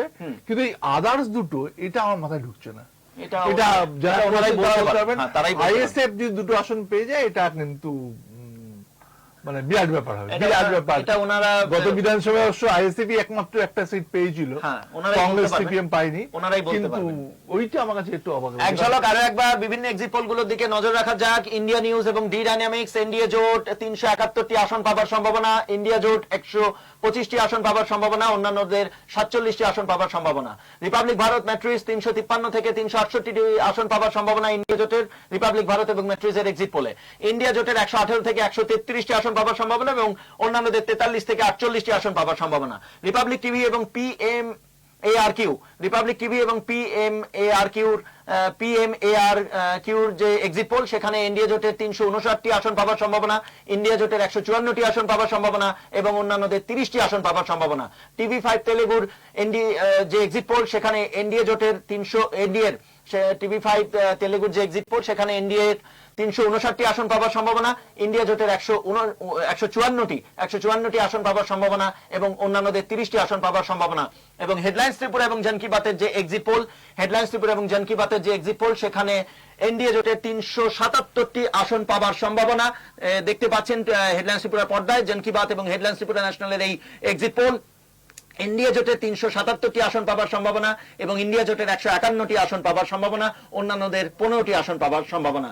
সামগ্রিকভাবে এই চিত্রটা এখনো পর্যন্ত দেখা যাচ্ছে যে যতগুলি এক্সিট পোল সামনে এসেছে, সবগুলি এক্সিট পোলে বিজেপি নেতৃত্বাধীন এনডিএ জোটের পাল্লা ভারী এবং একটা সম্ভাবনা, একটা আভাস যে কেন্দ্রে আবার বিজেপির সরকার গড়ার সম্ভাবনা, এরকমই আগাম একটা সম্ভাবনা, আভাস একটা দেখা যাচ্ছে এক্সিট পোলে। তবে সবকটা এক্সিট পোলে এখনো পর্যন্ত যতগুলি এক্সিট পোল সামনে এসেছে, সবকটা এক্সিট পোলেই কিন্তু বিজেপি নেতৃত্বাধীন এনডিএ জোটের পাল্লা ভারী। এই যে সম্ভাবনা বলা হচ্ছে এক্সিট পোলে, কে কোন দল, কোন দলের কোন জোট কতগুলি আসন পেতে পারে, তার একটা সম্ভাবনা এক্সিট পোলে দেখানো হচ্ছে, একটা আভাস। এবং আবারও বলি, এগুলো কোনো, এই এক্সিট পোল কোনো ফলাফল নয়। এক্সিট পোল ঠিকও হতে পারে, ভুলও হতে পারে। তবে চূড়ান্ত ফলাফলের জন্য কিন্তু অপেক্ষা করতে হবে আগামী 4 জুন 2024 পর্যন্ত। সেদিনই পরিষ্কার হবে কেন্দ্রে কি প্রত্যাবর্তন না পরিবর্তন হতে চলেছে। তো আরেকটা জিনিস বলি, আমরা সবাই দিল্লি নিয়ে চিন্তিত, স্বাভাবিক, কেন্দ্রের সরকারকে গঠন করবে। একটা ইন্টারেস্টিং ট্রেন্ড দেখা যাচ্ছে অন্ধ্রপ্রদেশে। হ্যাঁ, বেশ কিছু রাজ্যে এবার 4টে রাজ্যে বিধানসভা ভোট। তার মধ্যে বলে রাখি, আগামীকাল সকাল 6টা থেকে সিকিম এবং অরুণাচল প্রদেশ বিধানসভার ভোট গণনা শুরু হবে সকাল 6টায়। সিকিমে 32টা মাত্র আসন, হাড্ডাহাড্ডি লড়াই হচ্ছে সিকিম ক্রান্তি মোর্চা আর পবন চামলিং এর সিকিম ডেমোক্রেটিক ফ্রন্ট। অরুণাচলে 60টি আসন, 10টাতে বিজেপি আগেই জিতে গেছে বিনা ভোটে, 50টায় ভোট। এটা কালকে থাকছে। আরো দুটো রাজ্যে ভোট আছে, দুটোই খুব ইন্টারেস্টিং। একটা হচ্ছে উড়িষ্যা আর একটা হচ্ছে অন্ধ্রপ্রদেশ। দুই রাজ্যে কিন্তু লোকসভার যা ট্রেন দেখছি, হাড্ডাহাড্ডি লড়াই হচ্ছে। উড়িষ্যাতে বিজেপি সরকার হতে পারে, আবার যা ট্রেন, আবার কি বলে, অন্ধ্রে বিজেপি এবং টিডিপির সরকার হওয়ার চান্স রয়েছে। এই দুটো দিকেও আমাদের নজর রাখতে হবে 4 তারিখে। কালকে নজর রাখতে হবে অরুণাচল প্রদেশ আর সিকিমের দিকে। একটা জিনিস দেখছি, কেরালায় বোধহয় খাতা খুলতে চলেছে বিজেপি। আচ্ছা, বাহ। কেরালায় এবার প্রথম খাতা খুলতে চলেছে প্রচুর সিটে। ফিল্মসটার নামটা এক মুহূর্তে মনে পড়ছে না, সে হয়তো জিততে পারে। তাকে মোদি অনেকবার তাকে জেতানোর জন্য ওখানে গিয়েছেন। ইন্টারেস্টিং, বেশ। কেরালায় বোধহয় খাতা খুলতে পারে। কেরালায় ওই কংগ্রেস আর সিপিএম এর মধ্যে লড়াই, কংগ্রেস বোধহয় এবারও লিড করবে। কেরালায় গতবার খুব ভালো ফল করেছিল। এই আসছে এখন অব্দি আমার কাছে কেরালা 16টা ইউডিএফ, 3টে এলডিএফ, একটা এনডিএ। হ্যাঁ, বিজেপি খাতা খুলতে পারে এরকমই কেরালায় একটা সম্ভাবনা রয়েছে। এবার সম্ভাবনার এরকমই লেফটের ফল একটু ভালো হবে গতবারের থেকে। লেফট কংগ্রেস তো ইন্ডিয়াই, কিন্তু যে লড়াইটা কেরালায় হয়েছে, এ ওকে চোর বলছে, এ ওকে খুনি বলছে। এই রাহুল গান্ধী সিট নিয়ে কি কোনো কিছু এখনো নেই? রাহুল গান্ধী মনে হয় রাহুল গান্ধী জিতবেন আচ্ছা। ইয়েতে ওয়ানার থেকে, কারণ ওনার বিরুদ্ধে যে প্রার্থী অ্যানি রাজা, ডি রাজা স্ত্রী, তিনি মোটামুটি হার স্বীকার করেই নিয়েছেন আগে। আচ্ছা আচ্ছা, ফলে ওটা নিয়ে- রায়বেরেলির অঙ্কটা কি হতে পারে তরুণ বাবু? কংগ্রেসের ট্র্যাডিশনাল সিট, হুম, ফলে তরুণবাবু একটু আগে বললেন যে কেরলে খাতা খুলতে পারে বিজেপি, এটা তরুণবাবু এই মাত্রই সেটা বললেন। রায়বেরেলি কি রাহুল গান্ধীর জন্য প্রচুর ইসলাম ভোট আছে, মুসলিম ভোট আছে। এবারে যে ট্রেন্ড আমি রাজ্যওয়াইজ যা দেখছি, পোলারাইজেশনে একটা চিত্র পাওয়া যাচ্ছে। আচ্ছা, সেই কারণে রাহুল গান্ধী, দেখো মুসলিম অংশের বড় অংশের মানুষ তারা কংগ্রেসকে অ্যান্টি বিজেপি, সেখানে যে শক্তিশালী, আমার একটা ওই সিটের নাম হচ্ছে ফৈজাবাদ, যেখানে অযোধ্যা, আমি একটা পড়ছিলাম সেখানেও বিজেপি হেরে যেতে পারে, কারণ ওখানে সমাজবাদী পার্টির অত্যন্ত স্ট্রং হোল্ড। আচ্ছা, তোমরা পশ্চিমবঙ্গের বিষয়টা, যে পশ্চিমে যেই এক্সিট পোল অধিকাংশ সামনে এলো, তাতে প্রায় অধিকাংশই দেখা যাচ্ছে যে পশ্চিমবঙ্গে বিজেপির আসন গত লোকসভা নির্বাচনের থেকে বাড়ছে। যদি এটা মানে এই যে সম্ভাবনা বা এই যে আভাস, এটার কি কারণ হতে পারে বলে আপনার মনে হয়? আপনি তো খুব কাছে থেকে দেখেছেন, নির্বাচনগুলো কভারেজ করেছেন। দেখো পশ্চিমবঙ্গ, কারণ কি? এটা কি বিজেপির আরো বেশি সাংগঠনিক শক্তি বৃদ্ধি, উত্থান, নাকি তৃণমূলের যে ভেতরে যে একটা অন্দরে গোষ্ঠীকন্দল বলুন বা যেটাই বলুন কাজ করছে সেটা, নাকি কি কারণ হতে পারে এই যে সম্ভাবনা বা আভাস দেখানো হচ্ছে এক্সিট পোলে? আমাদের ত্রিপুরা রাজ্য থেকে এক ঝাঁক নেতা এবার পশ্চিমবঙ্গে গিয়েছিলেন, তারা তৃণমূল স্তরে কাজ করেছেন, অনেক কিছু করেছেন। তাদের সঙ্গে কথা বলে বা তাদের সঙ্গে অন্যরা কথা বলে আমি যতটুকু বুঝেছি, পশ্চিমবঙ্গে ওয়ান ম্যান আর্মি হচ্ছেন মমতা ব্যানার্জি, আর বিজেপিরও নরেন্দ্র মোদী। পশ্চিমবঙ্গের লিডারশিপ সেইভাবে সাংগঠনিক ক্ষমতা নেই। পশ্চিমবঙ্গে এবারে ইলেকশন আগে 3টি ইস্যু উঠেছিল। নাম্বার 1 সন্দেশখালী, সন্দেশখালী তাকে তৃণমূল কাউন্টার দিয়েছে। চাকরি যাওয়াটা কাম্য নয়, তো চাকরি তো আমাদের ত্রিপুরা রাজ্য গিয়েছে 10,323-এর জন্য। দুর্নীতি শুধু টাকা দিয়ে দুর্নীতি হয় না, অন্য কিছু দুর্নীতি হয়, টাকা ক্যাশ এবং কাইন্ডও দুর্নীতি হয়। আমি তোমার হাত পা টিপে দিলাম, তুমি আমায় চাকরি দিলে, আর আমি তোমাকে টাকা দিলাম, তুমি আমায় চাকরি দিলে, আমি তোমার জিন্দাবাদ জিন্দাবাদ করলাম, দুটোই দুর্নীতি, সবগুলোই দুর্নীতি। তো এটা হয়েছে, সেটার ইস্যু হয়েছিল, কিন্তু মানুষের সিম্প্যাথি ছিল অন্যদিকে, আমি যেটা বুঝেছি। আর একটা হচ্ছে রাজ্যপালের ঘটনা। পশ্চিমবঙ্গের গ্রামীণ এলাকার মানুষ, গ্রামীণ এলাকা আরবান এলাকা দুটো ভাগ করে, যদি গ্রামে ডোমিনেট করে, গ্রাম এলাকার মানুষ, গ্রাম এলাকার ব্যাপক দুর্নীতি। আমি নিজে দেখেছি, আদানি আম্বানি বা পার্থ চ্যাটার্জি অর্পিতা এই নিয়ে লোকের অত চিন্তা ভাবনা নেই। আমি ত্রিপুরাতে ওটা দেখেছি, গ্রামাঞ্চলে দেখেছি পঞ্চায়েতের দুর্নীতি। আরে আমি ও রিক্সা চালাতো, আজকে স্করপিও গাড়ি করে ঘুরে বেড়াচ্ছে, বাবা রিক্সা চালাতো, ও ধোপা, ও বুলেট গাড়ি নিয়ে ঘুরে বেড়াচ্ছে। এইটা কোন সোর্স অফ ইনকাম নেই, এইটা মানুষের মনে আঘাত করেছে। কিন্তু এর বিপরীতে একটা মলমও ছিল, যেটা পশ্চিমবঙ্গে খুব ভালো করে ওরা প্রচারও করেছে, সেটা হচ্ছে লক্ষ্মীর ভান্ডার। মাসে 1,000 টাকা। আমি শুনেছি ত্রিপুরাতে দেখে আরো বেশি টাকা দেওয়া হয়, মানে মানুষকে সহায়তা। মহিলাদের যে লক্ষ্মীর ভান্ডার, এইটা মানুষকে ভোট তৃণমূলের পক্ষে নিয়ে এসেছিল। দুর্নীতি এবং এই সব মিলিয়ে এখনো তো পুরো রেজাল্ট আসেনি। যেভাবে প্রচার এবং যেভাবে হয়েছে, একটা দলের প্রথম সারি এতগুলো নেতা জেলে, তারপরেও তো বলছে 19টা আসন পাবে, এটাও তো বিরাট ব্যাপার। তাহলে কি দুর্নীতি কোনো ইস্যু নাই? নরেন্দ্র মোদী এইভাবে ঝাঁপিয়ে পড়েছেন প্রচারে, এইভাবে ঝাঁপিয়ে পড়ার পরও বিজেপি 21টা পাচ্ছে, তাই তো? 21টা এলো, 21 থেকে জন কি বাত হেডলাইন্স পরে 26 আর বাকি 21 পেইতে। তাহলে কংগ্রেস, তবে আরো একটা এক্সিট পোল সামনে আসছে, এটা সম্ভবত এনডিএ 16 থেকে এক্সিট পোল অন এবিপি আনন্দবাজারে হচ্ছে এনডিএ 16 থেকে 21, ইন্ডিয়া 3 থেকে 7। কোথায় এটা?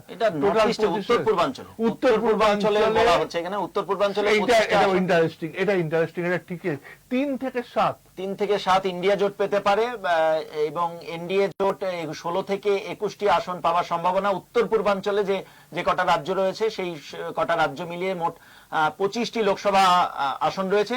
সেই 25টি লোকসভা আসনের মধ্যে এনডিএ জোট 16 থেকে 21টি আসন পাওয়ার সম্ভাবনা এবং ইন্ডিয়া জোট 3 থেকে 7টি আসন পাওয়ার সম্ভাবনা। এটা এবিপি এক্সিট পোল উত্তর পূর্বাঞ্চলের 25টি লোকসভা আসনের নিরিখে। এক্ষেত্রে আসাম বড় রাজ্য।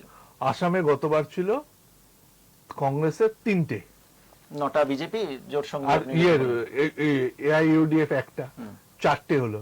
মেঘালয় একটা, 5টা ছিল, 7টা কি করে হবে? হতে পারে। যা শুনছি আসামের বন্ধু বান্ধবরা যা বলছেন, কংগ্রেস আসামে করিমগঞ্জে ভালো ফল করবে, নগাঁওতে করবে, আর ধুবড়িতে করবে, যেটা বদরুদ্দিন আজমলের সিট ছিল। কিন্তু সেটা তো বদরুদ্দিন আজমল তার যাই হোক বিজেপির সঙ্গে যেত না। কংগ্রেসের নেতারা আমার পরিচিত তারাও বলছেন ভিনসেন্ট পালা হেরে যেতে পারে। মণিপুরটা ডাউটফুল, বিশেষ করে আউটার মণিপুর। অরুণাচল প্রদেশে যিনি কংগ্রেসের ক্যান্ডিডেট হয়েছেন, 2টো লোকসভা একটাই, নাবাম টুকি 7বার বিধানসভায় জিতেছেন, এবং অরুণাচলের ইতিহাসে উনি একমাত্র পলিটিশিয়ান যিনি কংগ্রেস ছাড়েননি। একমাত্র উনি কংগ্রেস ছাড়েননি, উনি মুখ্যমন্ত্রীও হয়েছিলেন। নাবাম টুকি এবার লোকসভায় দাঁড়িয়েছেন এবং ওখানকার চার্চগুলো কংগ্রেসকে প্রকাশ্যে সমর্থন জানিয়েছে, কংগ্রেসকে ভোট দিতে বলেছে। ফলে এই সব মিলিয়েও কিন্তু আমি 7 হওয়া যায়। পূর্ব ত্রিপুরা কি হবে, পশ্চিম ত্রিপুরা কি হবে, এগুলো যদি সম্ভাবনা ধরা হয় তাহলে আমার কিছু বলার নেই। একটু ত্রিপুরাতে ফিরে আসা যাক, কারণ মানে ত্রিপুরা নিয়ে একটু আলোচনা করা যাক। ফিরে আসার আলোচনা হয়, 2টোর লোকসভা আসন হলেও তো একটা বিধানসভা আছে, একটা উপনির্বাচন রয়েছে রামনগর বিধানসভা কেন্দ্রে, এবং এই যে 2টি লোকসভা আসনে প্রার্থী, বিশেষ করে পশ্চিম ত্রিপুরা লোকসভা আসনে যিনি প্রার্থী, রাজ্যের প্রাক্তন মুখ্যমন্ত্রী, উনি বর্তমানে রাজ্যসভারও সাংসদ বিপ্লব কুমার দেব। সামগ্রিকভাবে কি মনে হয় জয়ের রাস্তা কতটা, মার্জিন, ব্যবধান, আপনার অভিজ্ঞতা কি বলে? আপনি ওনাকে খুব কাছে থেকে দেখেছেন, ত্রিপুরা রাজনীতি সম্পর্কে আপনার যথেষ্ট হাতে কলমে ভালো জানেন, যথেষ্ট আপনার কাছে খবর রয়েছে, আপনি খবর রাখেন। পশ্চিম ত্রিপুরা লোকসভা নিয়ে মানে জয়ের ব্যবধান বা কিরকম সম্ভাবনা, কি আপনার কি মনে হয়, আপনার যতটুকু খোঁজ খবর নিয়ে রেখেছেন? আমি খুব সত্যি কথা বলছি, যেহেতু আমি এখন পাকাপাকি ভাবে ত্রিপুরায় থাকি না, আমি কলকাতায় বেশি থাকি, তবে যোগাযোগ তো আছে, আত্মিক মনের যোগাযোগ আছে, এবং সবার সঙ্গে আমাদের সাংবাদিকদের, আমি যে প্রজন্মের সাংবাদিক, আমরা সিপিএম, কংগ্রেস, তৃণমূল, বিজেপি সবার সঙ্গে সমান বন্ধুত্ব করি। এটা রাখাটা আমাদের পেশাগত, ভালো লাগা খারাপ লাগার ব্যাপার না, আমাদের সকলের মানুষের সঙ্গে সমান বন্ধুত্ব আছে। কোন রাজনৈতিক দলের কাছে আমরা দাসখত লিখে দিইনি, শুধু পেশার কাছে দাসখত লিখেছি। তো আমি আমার যারা বামপন্থী বন্ধু বান্ধব আছে বা যারা কংগ্রেসী বন্ধু বান্ধব আছে, তাদের কারো কাছে অনেকবার ফোন করেছি। আমার একটা কৌতূহল আছে, যেহেতু আমি ভোটে ছিলাম না, কারো কাছ থেকে শুনিনি মনের কোণে কোথাও পশ্চিম ত্রিপুরা বা রামনগর নিয়ে বিন্দুমাত্র সংশয় আছে, আশা আছে। বিরোধী পক্ষের বাম বা কংগ্রেসের কারো কাছে আমি শুনিনি, আমার ভুল হতে পারে। আমি যারা সে কথা বলেছি তারা হয়তো বেশি হতাশ, তারা কিন্তু প্রত্যেকেই মানে নেতৃস্থানীয় বা সমর্থক হলে কট্টর। কেরলের যেটা আপনি বলছেন যে একটু আগে দিলেন পরিসংখ্যান, যে বিজেপি খাতা খুলতে পারে, কেরলের যে চিত্রটা আসছে এটা সম্ভবত দেখা যাচ্ছে না, কার এক্সিট পোল যাই হোক, না এটা এবিপি সম্ভবত এবিপির হবে, এবিপির এক্সিট পোল সেখানে, এই দেখা যাচ্ছে এবিপির এক্সিট পোল। এবিপির এক্সিট পোল যে কেরলের যে চিত্রটা, কেরলে মোট 20টি লোকসভা আসন, সেখানে ইউডিএফ 17 থেকে 19টি আসন পাওয়ার সম্ভাবনা, এলডিএফ 1টি আসনও পাওয়ার সম্ভাবনা নেই, এনডিএ যেটা আপনি কিছুক্ষণ আগে বললেন যে খাতা খুলতে পারে, এনডিএ 1টি থেকে 3টি আসন পাওয়ার সম্ভাবনা, এনডিএ অন্যান্যদের 0 আসন পাওয়ার সম্ভাবনা। এই হলো কেরালার চিত্র।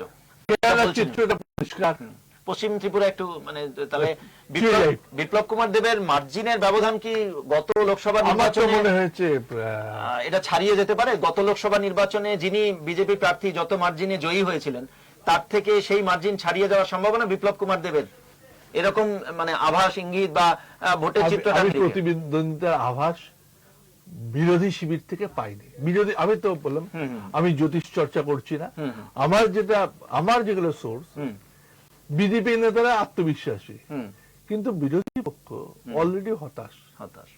তাদের যে হতাশা, তাদের সমর্থকদের, আমি প্রার্থীদের, বিপ্লব দেবের সঙ্গে আমার বহুকাল কোনো কথা হয়নি, আশিস সাহার সঙ্গে আমার বহুকাল কোনো কথা হয়নি, কিন্তু তার বাইরে বা কংগ্রেস নেতৃত্বে তো অনেকের সঙ্গে কথা হয়েছে, তাদের সঙ্গে কথা বলে আমার মনে হয়নি যে বিন্দুমাত্র লড়াইয়ের সুযোগ এখানে রয়েছে। তারা তাদের মতো করে ব্যাখ্যা দিয়েছেন কেন হয়নি, কি বৃত্তান্ত যুক্তি দেখিয়েছেন। ইভেন আমার রামনগর নিয়ে কিউরিসিটি ছিল, কারণ গত বিধানসভা ভোটে রামনগরে মার্জিনাল ইয়েতে সুনীল দত্ত জিতেছিলেন, সুরজিৎ দাস জিতেছিলেন, তার মতো দাপুটে নেতা, এবং সেখানে তৃণমূল ভোট না কাটলে বিজেপি হয়তো হেরেও যেতে পারত। তৃণমূলের একটা বড় ভোট ইয়ে হয়েছিল, তাই কিউরিসিটি ছিল। সেখানে আমি আজকেও কয়েকজনকে জিজ্ঞাসা করলাম, তারা বাম বা কংগ্রেস সমর্থক, তারা কিন্তু আমাকে বিন্দুমাত্র আসার কথা শোনায়নি, বিন্দুমাত্র শোনায়নি। ফলে বোঝাই যাচ্ছে আমার এর জন্য আর কোনো অবকাশ থাকে না। হ্যাঁ, পূর্ব ত্রিপুরায় কি মনে হচ্ছে? পূর্ব ত্রিপুরা নিয়ে কারো কারো ডাউট আছে, উভয় শিবিরের ডাউট আছে, পূর্ব ত্রিপুরা নিয়ে ডাউট আছে। এটা কি হবে না হবে আমি বলতে পারবো না, কিন্তু এই দুটো আসন নিয়ে আমার কথা বলে মনে হয়েছে যে বাবু আজকে 1 তারিখ, 4 তারিখ গণনা, চূড়ান্ত ফলাফল সামনে আসবে। এক্সিট পোল এলো, তাতে কি মনে হচ্ছে? এক্সিট পোলে যে যতগুলো এক্সিট পোল এলো সামনে, সবকটাতেই এনডিএ জোটকে এগিয়ে, এনডিএ জোটের পাল্লা ভারী। তো ইন্ডিয়া জোট কি তাহলে কি এখন এই কটা দিন কিরকম ভাবে তারা দলীয় কর্মী সমর্থকদের কতটা চাঙ্গা রাখতে পারবেন? দেখো, সেটা তাদের ব্যাপার, সেটা তাদের দায়িত্ব, তাদের দল, তাদের সরকার, তাদের সবকিছু তাদের বিষয়। কিন্তু আমি তোমাকে একটা কথা বলবো, বেশিরভাগ মানুষই এই ফলটা বলেছিল। হ্যাঁ, ব্রেকিং নিউজ আসছে, যেটা আমরা আলোচনাই করছিলাম, এটাই আলোচনা করছিলাম, আপনিও বললেন এটাই আলোচনা করছিলাম, যে ত্রিপুরার 2টি লোকসভা আসন নিয়ে, যে পশ্চিম ত্রিপুরা লোকসভা আসনে বিজেপি প্রার্থী বিপ্লব কুমার দেবের জয়, বিপুল মার্জিনে, বিপুল ব্যবধানে জয়ের সম্ভাবনা, এটাই আলোচনা করছিলাম আমরা পশ্চিম ত্রিপুরা লোকসভা। হ্যাঁ, এটা আমরাই আলোচনা করছিলাম, এটা যে পশ্চিম ত্রিপুরা লোকসভা কেন্দ্রে বিজেপি প্রার্থী বিপ্লব কুমার দেবের বিপুল মার্জিনে জয়ের সম্ভাবনা, এরকমই এটা ব্রেকিং নিউজে আসছে। এবং তরুণবাবু এটাই আলোচনা করছিলাম আমরা। তো স্বাভাবিকভাবে যেটা বলছিলাম, যে ইন্ডিয়া জোট কি কিছুটা হলেও মুষ্টে পড়ার সম্ভাবনা এই এক্সিট পোলের যে চিত্র সামনে এলো? আজকের দিনে যারা রাজনীতি করে তারা প্রত্যেকেই পেশাদার, প্রত্যেকেই বুঝতে পারছে এক্সিট পোল তো আর আকাশ থেকে আসেনি, তার প্রত্যেক দলের নিজস্ব বিশ্লেষণও আছে। কেউ কি বলতে পারে, কেউ মানে বলেছিল যে ভোটে একটা বিরাট হাওয়া আছে, যে হাওয়ায় মোদি উড়ে যাবে? আমি তো কারো মুখে শুনিনি। আমি সবার মুখে একটা কথাই শুনেছি, বেশিরভাগ লোকের মুখে আমার কানে যে কথাগুলো এসছে পত্রপত্রিকা বা আলোচনা ইউটিউব চ্যানেলে, যে বিজেপির আসন কমতে পারে। ইভেন অরবিন্দ কেজরিওয়াল যেটা বলেছিলেন, সেটাও কিন্তু 200 কত আসন বলেছিলেন বিজেপি হবে, তাহলে এনডিএ হলে তো আর বেড়ে যাচ্ছে। তাইলে কিসের কারণে এক্সিট পোলটাকে উড়িয়ে দেবো? এটা সকলেই জানে যে এটাই প্রত্যাশিত ফলাফল। এখন চমক হবে যদি এটা উল্টে যায়। তরুণবাবু আমাদের সাথে এই মুহূর্তে সরাসরি যুক্ত হয়েছেন রাজ্যের প্রাক্তন মুখ্যমন্ত্রী, বর্তমানে রাজ্যসভার সাংসদ এবং পশ্চিম ত্রিপুরা লোকসভা কেন্দ্রে বিজেপি প্রার্থী বিপ্লব কুমার দেব। স্যার অনেক অনেক স্বাগত আপনাকে হেডলাইন্স ত্রিপুরায়। স্যার কেমন আছেন স্যার? হ্যাঁ স্যার, প্রথমেই যেটা জানতে চাইবো, যে এক্সিট পোল সামনে চলে এসেছে এবং এক্সিট পোলে দেখানো হচ্ছে যে আভাস, যে অনুমান, যে সম্ভাবনা, তাতে আবার আপনারা কেন্দ্রে ক্ষমতায় আসতে চলেছেন, ফির একবার মোদী সরকার, এরকমই সম্ভাবনা। আপনার প্রতিক্রিয়া স্যার, কি বলবেন? দেখুন, মোদী শুধু ভারতীয় জনতা নয়, মোদী 140 কোটি ভারতবাসীর, তো স্বাভাবিকভাবে ভারতবর্ষের অন্তিম জন থেকে নিয়ে সর্বশক্তিমান মানুষ যারা নিজেদের ভাবে, এরাও জানে মোদীর কোনো বিকল্প নেই। এবং নরেন্দ্র মোদী একমাত্র ব্যক্তি আজকের দিনে ইন্ডিয়ান পলিটিক্সে, যিনি ভারতকে ওই জায়গায় নিয়ে যেতে পারেন যেখানে আমাদের মুনি ঋষিরা, স্বামী বিবেকানন্দ এবং অন্যান্যরা কল্পনা করেছিলেন যে ভারত একদিন জগৎ সভায় শ্রেষ্ঠ আসন লবে। তো স্বাভাবিকভাবে মানুষ, আমরা যদি ভাবি ভারতবর্ষের মানুষ বোঝে না, বোকা, এটা আমাদের নিজেদের ব্যর্থতা। মানুষ বোঝে। 2014 এমন তেমন করেছিল ইপি এর পার্টনাররা, 2019 এমন করেছে, আর 2024 ইউপি এর নাম বদলেছে, কিন্তু লোক তো এরাই। তো সেই কারণে মানুষ সবকিছু বোঝে। আর এই এক্সিট পোল তার হি কথা বলছে, যেটা ভারতবর্ষের সাধারণ মানুষ বলছে, যেটা হওয়ার জনতা ত্যাগ করে রেখে। দেখুন, ইলেকশন হয়, কিছু ভোট ইদের মানুষ, আমি যেটা ভাবি, যেটা আমার একটা অ্যাসেসমেন্ট, মানুষ 4 থেকে 5 মাস আগেই ইলেকশনের কি হবে তা নির্ধারিত করে নেয় ভারতীয় ভোটাররা। অন্যান্য রাজ্যের দেশে আমি বলতে পারবো না, তাই করে নেয় এটা যে কোনো জায়গাতে। তারপরে যেটা চলে চলে, তারপরে ফ্লোটিং বোর্ড এদিকে কিছু দিকে একটা, কিন্তু আম আদমি যেটা তয় কারণে 4 to 5 month বিফোর, আর সেটাই হয়েছে, সেটা আসছে। তো স্বাভাবিকভাবে মোদী শুধু বিজেপির জন্য দরকার তেমন না, মোদী ভারতবর্ষের রাজনীতি এবং ভারতবর্ষকে এক শক্তিশালী জায়গায় নিয়ে যাওয়ার জন্য নরেন্দ্র মোদীর মতো ব্যক্তিত্ব প্রয়োজন, সেটা মানুষ বোঝে এবং সেটাই এক্সিট বলে আসছে। This is the reality.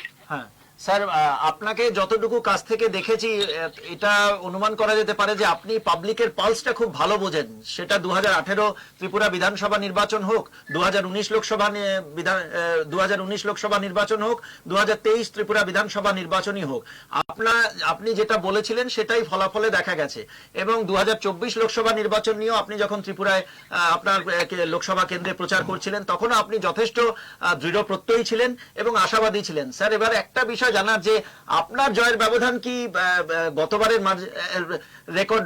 একেবারে রেকর্ড মার্জিন হতে পারে? এবং যতটুকু খবর স্যার, যতটুকু খবর আমাদের কাছে আসছে বা সম্ভাবনা রয়েছে, যে আপনি প্রায় 5 লাখেরও বেশি ভোটে জয়ী হবার সম্ভাবনা, আপনার অভিজ্ঞতা কি বলে স্যার? দেখুন, আমি সেটা জানি, ত্রিপুরা কোনো ভারতবর্ষের বাইরে নয়।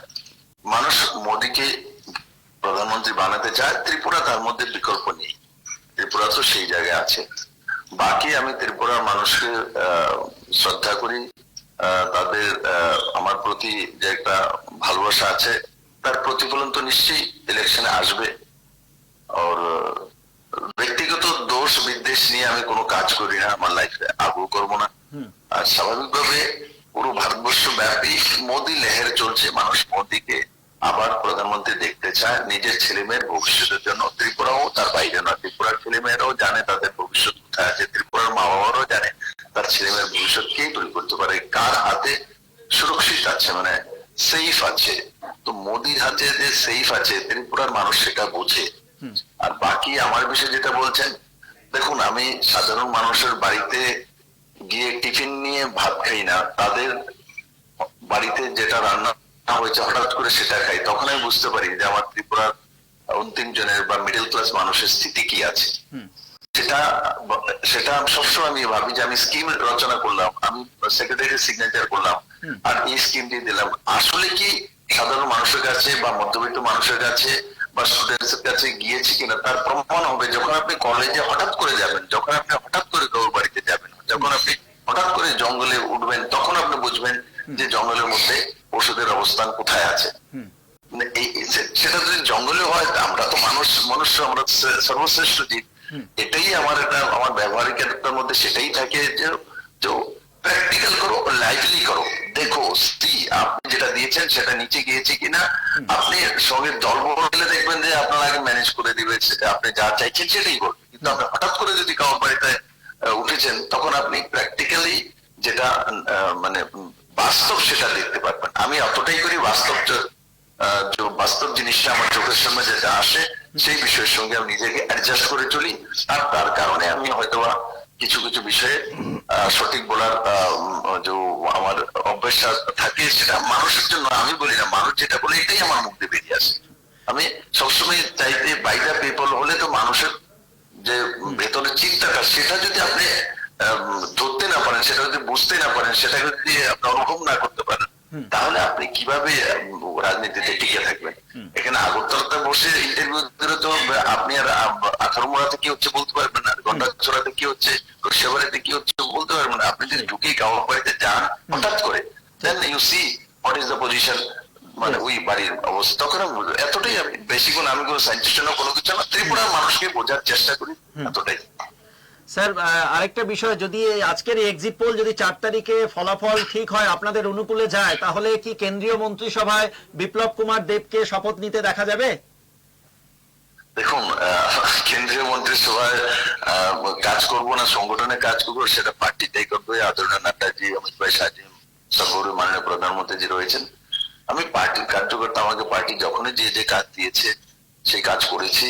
এখন আমাকে পার্টি লোকসভাতে নির্বাচন লড়িয়েছে, ত্রিপুরা মানুষ নির্ণয় করেছে, সেটা 4 তারিখ রেজাল্ট আসবে। আজকে এক্সিট পোল এসছে, তারপর আমাকে উড়িষ্যাতে পাঠিয়েছে। উড়িষ্যাতে আমি পুরো ইলেকশনের পরে পুরোটা টাইম, 1 মাসের উপরে, 1 মাস 3-4 দিন, 4-5 দিন উড়িষ্যাতে থেকেছি। তো পার্টি বলেছে উড়িষ্যাতে কাজ করে, উড়িষ্যাতে ভারতীয় জনতা পার্টির জন্য কাজ করার সংগঠনের দরকার, আপনার চলে গিয়েছি। তো পার্টি আমাকে যেভাবে বলবে সেভাবে কাজ করব। মন্ত্রী বানাবে না সংগঠনে কাজ করাবে, যেটা পার্টিতে করো। পার্টি, আমি একজন পার্টির, আমি কোনো ইন্ডিপেন্ডেন্ট ব্যক্তি নই, আমি পার্টির ডিসিপ্লিন মধ্যে থাকা একজন ব্যক্তি। আমি আশা করি পার্টি আমাকে কাজ করার সুযোগ দেবে, সংগঠনে হোক আর যেখানেই হোক। যে সুযোগ আমি কাজ করতে চাই, কাজ যে কোনো জায়গায় করা যেতে পারে। তো সেই জন্য আমি 2-4 ঘন্টা ঘুমাই বা বাকি সময়টা আমার কাজ করতে ভালো লাগে। যত বেশি কাজ দেবে তত বেশি আমার মনের মধ্যে একটা স্পৃহা, জুনুন থাকে, সেই জুনুনটা যাতে মানুষের কল্যাণের জন্য লাগতে পারে, সেটার দিকে আমার নজর থাকে। স্যার আর একটু অল্প সময় নেব, স্টুডিওতে রয়েছেন তরুণ চক্রবর্তী, সাংবাদিক। ওনার একটা ছোট্ট প্রশ্ন, সংক্ষিপ্ত প্রশ্ন ছিল স্যার। বিপ্লব দা, তরুণ বাবু নমস্কার। নমস্কার। নমস্কার বিপ্লব দা। 2018, 2019, 2021 তিনটে এক্সিট পোলই হেডলাইন্স ত্রিপুরায় মিলে গেছে, ফলে ধরে নিতে পারি 2024 মিলবে, 2023। তো ধরে নিতে পারি মিলে যাবে এবার, সেটা নিয়ে কোনো চিন্তা নেই। আপনি সংগঠনের লোক, সংগঠন করতে চান, কিন্তু ত্রিপুরার মানুষ চাইছে প্রথম ত্রিপুরা থেকে কেউ ক্যাবিনেট মন্ত্রী হোক। আপনার এটা ত্রিপুরার মানুষদের চাওয়া। আমার একটা জিনিস জানতে ইচ্ছে করছে, উড়িষ্যায় আপনি ছিলেন, উড়িষ্যায় কি হবে? অন্ধ্রপ্রদেশে তো ভালো হচ্ছে, বিজেপি দেখলাম, উড়িষ্যারও এক্সিট পোল ভালো হচ্ছে। আপনার কি ধারণা উড়িষ্যা এবং অন্ধ্রপ্রদেশে সরকার কি পরিবর্তন হচ্ছে এবার? উড়িষ্যাতে আজকে লাস্ট পোল হয়েছে, লাস্টে মানে 6 লোকসভা কনস্টিটিউয়েন্সি আর বাকি অ্যাসেম্বলিতে। আমার কাছে, আমি ওই জায়গাটা ছিলাম, কোস্টাল বেলে, ওটা ছেড়ে এই এখন যে ইলেকশন হয়েছে এটা তো আমি ছিলাম। তো আমার কাছে সমস্ত এক এক বিধায়কের কে বুথে কি হচ্ছে, বিজেপি কি করছে, আমার কাছে সকাল 5:30 থেকে আমি জেগে আছি, সবাইকে ফোন করছি, তোমরা গিয়েছো কিনা পোলিং এজেন্টে। তো যেভাবে, যেমন একটা কোস্টাল বেল্টে জগৎসিংপুর একটা লোকসভা কনস্টিটিউয়েন্সি যেখানে পারাদ্বীপ পর্যন্ত আসে, সেখানে নেয়ালি একটা বিধানসভা, তার মধ্যে মানে এখন যে এমএলএ রয়েছে, এখন যে এমএলএ বিজেপি, ও একটা নিজের বুথ, নিজের বাড়ি যেখানে, ওই বুথের মধ্যে গিয়ে একটু দাদাগিরি সোশ্যাল মিডিয়াতে চলে এসেছে। আর সাধারণ জনতা ওনাকে তিরস্কার করে ওখান থেকে পাঠিয়ে দিয়েছে। তো এটা থেকে আপনি বুঝতে পারেন যে বিজু জনতা দলের এমএলএ, ওর বাড়ি ওখানে, বুথ এখানে, ওখানে দাদাগিরি করতে গিয়েছিল, লোক তিরস্কার করে ওকে পাঠিয়ে দিয়েছে। তাতে আপনি বুঝতে পারেন যে উড়িষ্যার মানে নির্ণয় যাচ্ছে।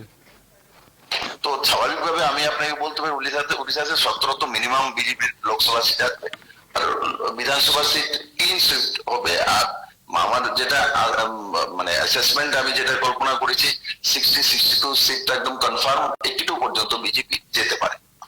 স্যার অনেক অনেক ধন্যবাদ আপনাকে হেডলাইন্স ত্রিপুরার সাথে কথা বলার জন্য। স্যার অনেক অনেক ধন্যবাদ। নমস্কার।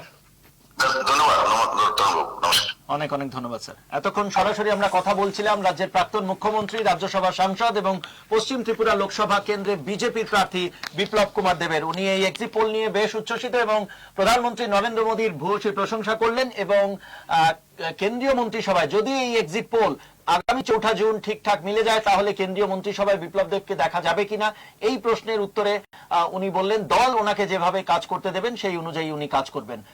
তো তো পাশাপাশি উড়িষ্যাতেও বিজেপি সরকার গড়বে এমনটাই আশা প্রকাশ করলেন বিপ্লব কুমার দেব, এবং লোকসভা আসন সংখ্যাও বাড়বে এমনটাই আশা প্রকাশ করলেন তিনি। স্বাভাবিকভাবেই যে এক্সিট পোল আজকে সামনে এসেছে তাতে কিন্তু এনডিএ জোটের, বিজেপি নেতৃত্বাধীন এনডিএ জোটের পাল্লা ভারী এবং বেশ উচ্ছ্বসিত দেখাচ্ছে বিজেপি শিবির, এনডিএ শিবিরকে, এবং স্বাভাবিকভাবেই। তবে আবার আপনাদের জানিয়ে রাখি, এটা কিন্তু এক্সিট পোল, এটা একটা সম্ভাবনা, একটা আভাস। চূড়ান্ত ফলাফলের জন্য কিন্তু অপেক্ষা করতে হবে আগামী 4 জুন 2024। সেদিনই পরিষ্কার হয়ে যাবে কেন্দ্রে প্রত্যাবর্তন না পরিবর্তন। তরুণবাবু কিছু বলছিলেন? নতুন ট্রেন এসেছে, নতুন খবর। এনডিএ বা বিজেপির জন্য সবচাইতে কম আসন দিয়েছে দৈনিক ভাস্কর। আচ্ছা, সেই কম আসনটা হলো 281 থেকে 350, সেখানেও কোনো 300 কম আসন হলেও 281, মেজরিটির বেশি, 278 এর বেশি। ইন্ডিয়া জোট পেতে পারে 145 থেকে 201, মানে অনেক দূরে, মানে দৈনিক ভাস্করও বলছে যে ট্রেন ওদের যে এক্সিট পোল তাতেও বিজেপি আসে, মানে মোদি যথেষ্ট মানে মেজরিটি নিয়েই আসছেন বলে এক্সিট পোলের আমরা সেটা ধরি। এবং যা এক্সিট পোল সামনে এলো, এক্সিট পোলের যে পরিসংখ্যান, এক্সিট পোলের যে আগাম যে আগাম সম্ভাবনার কথা এলো, যা এক্সিট পোল সামনে বেরিয়ে এলো, তাতে কিন্তু দেখা যাচ্ছে সেই যে মোদি ম্যাজিক আবারও দেখা যাচ্ছে সেরকমই সম্ভাবনা এই এক্সিট পোলের মধ্যে দিয়ে। এক্সিট পোলের যে সম্ভাবনা, এক্সিট পোলের যে একটা বলা যেতে পারে যে এই যে আগাম একটা যে সম্ভাবনা বা আভাস, এক্সিট পোলের যে আভাস আসছে, এক্সিট পোলের যে সম্ভাবনা আসছে, তাতে আবারও মোদি ম্যাজিক এরকমটাই একটা সম্ভাবনা, এরকম একটাই আভাস পাওয়া যাচ্ছে। আরেকটা বিষয় আসছে, সেটা হচ্ছে বামপন্থীদের জন্য অত্যন্ত হতাশাজনক ফলাফল অপেক্ষা করছে। কারণ বেশিরভাগ এক্সিট পোল দেখিয়েছে পশ্চিমবঙ্গে লেফট 0, ইভেন কেরালাতেও 0, কারণ ওখানে বিজেপি 1 থেকে 3, বাকিটা ইউডিএফ এবং কংগ্রেস। সেখানে অনেক লড়াই হয়েছে, অনেক কিছু হয়েছে, অনেক ওকে গালাগাল দিয়েছে, মানে কেরলে কুস্তি হয়েছে, বাকি ভারতবর্ষে বাম কংগ্রেসের দোস্তি হয়েছে। সেই দোস্তিতেও বামেরা কিন্তু খুব একটা যে কেরলেও পরাস্ত, 0 এক্সিট পোল অনুযায়ী, পশ্চিমবঙ্গেও 0। ত্রিপুরার মানুষ ভালো জানেন, আর কিছু বলার নেই এখানে। মানে কেরালায় কুস্তি হলেও বাকি দেশের বাকি রাজ্যে দোস্তি হয়েও, বন্ধুত্ব হয়েও খুব একটা লাভ হচ্ছে বামেদের, সেরকমটা কিন্তু অন্তত এক্সিট পোলের নিরিখে বা আভাসে সেটা এক্সিট পোল যাই বলুন, আমি মনে করি, ব্যক্তিগতভাবে এই মনে করি, আমার এবং পশ্চিমবঙ্গের বেশিরভাগ সাংবাদিক মনে করে, পশ্চিমবঙ্গে বামেদের ভোট বাড়বে। আসন না খুললেও আসন থেকে অনেক দূরে থেকে মার্জিনাল বাড়বে। সেটা এমন কিছু বাড়বে না যে তৃণমূল বা বিজেপিকে টপকে যাবে, সেই সম্ভাবনা। আর একটা খবর দেখে নিই এই মুহূর্তে, রামনগরে আপনারা জানেন যে পশ্চিম ত্রিপুরা লোকসভা এবং পূর্ব ত্রিপুরা লোকসভা, ত্রিপুরার 2টি লোকসভা আসনের পাশাপাশি এবারে রামনগর বিধানসভা কেন্দ্রে উপনির্বাচন হয় এবং হয়েছে, এবং সেই রামনগর বিধানসভা কেন্দ্রে উপনির্বাচনে বিজেপির প্রার্থী আগরতলা পুর নিগমের মেয়র দীপক মজুমদার এবং যিনি বাম কংগ্রেস জোটের প্রার্থী বা ইন্ডিয়া জোটের প্রার্থী রতন দাস। তো এই মুহূর্তে যেটা সম্ভাবনা আসছে, এক্সিট পোলের সম্ভাবনা নিরিখে বলা যেতে পারে, বা যে খবর আমাদের সামনে, বা সম্ভাবনার, আবারও বলছি, সম্ভাবনার যে রামনগর বিধানসভা কেন্দ্রে উপনির্বাচনে বিজেপি প্রার্থী দীপক মজুমদারের জয় নিশ্চিত, এমনই সম্ভাবনা, এমনই খবর আসছে। ব্রেকিং নিউজ এরকমই সম্ভাবনা, এরকম একটা, যে রামনগর বিধানসভা কেন্দ্রে উপনির্বাচনে বিজেপি প্রার্থী দীপক মজুমদারের জয় নিশ্চিত। তরুণবাবু, স্বাভাবিকভাবেই রামনগর বেশ একটা বলা যেতে পারে শহর কেন্দ্রিক হলেও এখানে নানা ধরনের ভোটাররা রয়েছেন বিভিন্ন, তো এবং রামনগর বিধানসভা কেন্দ্রটা একটা বেশ বলা যেতে পারে চর্চার মধ্যে থাকা কেন্দ্র। সেখানে বিজেপি প্রার্থী করা হয় বিজেপির পক্ষ থেকে দীপক বাবুকে, যিনি আগরতলা পুর নিগমের মেয়র। তো 2023 ত্রিপুরা বিধানসভা নির্বাচনে যে মার্জিনে জয় এসেছিল বিজেপি প্রার্থী, সে জায়গায় কি তাহলে এবার জয়টা অনেকটাই ব্যবধান বাড়বে বলে মনে হচ্ছে? একটা কথা প্রচলিত আছে যে উপনির্বাচনে শাসক দল হারে না। আমি রামনগর ক্ষেত্রে বোধহয় সেটা প্রযোজ্য নয়, এই কারণে অলিক দা মানে দীপক মজুমদার এলাকায় অত্যন্ত জনপ্রিয়, বহুদিন ধরে উনি রাজনীতি করে এসছেন, এবং এই রামনগরে গত বিধানসভা ভোটেও অসুস্থ শরীরে সুরজিৎ দত্ত মানে আমাদের সুনুদা জিতেছেন, তার আগেও জিতেছেন। ট্র্যাডিশনালি সিটটা বামফ্রন্টের পক্ষের সিট নয়, বহুদিন ধরে সুনুদা ওখান থেকে রাজনীতি করেছেন। এবারে উপনির্বাচনে এমন একজনকে বিজেপি প্রার্থী করেছে যিনি রামনগরের অনেকেরই ঘরের ছেলে, ক্লাব সংগঠন করা। রতন দা তিনি এখানকার এমএলএ ছিলেন ঠিকই, কিন্তু অলিক দা এবং বিজেপির হাওয়া এই দুটো মিলিয়ে আমি যা শুনেছি, আমি ভোটে ছিলাম না এখানে, যা শুনেছি সংখ্যালঘু সম্প্রদায়ের ভোটও অলিকদার দিকে গিয়েছে। এবং বিজেপির যে প্রচার, বিজেপির যে ইলেকশন মেশিনারিজ আমি দেখেছি, সুশান্ত চৌধুরী, মন্ত্রী সুশান্ত চৌধুরী তার গুরুদশায় বাবা মারা যাওয়ার পরেও কাঁচা গলায় দিয়েও ইলেকশনে প্রচার করেছে, সবাই মিলে ঝাঁপিয়ে পড়েছে। অনেকেই রামনগর প্রচারটা করেছেন।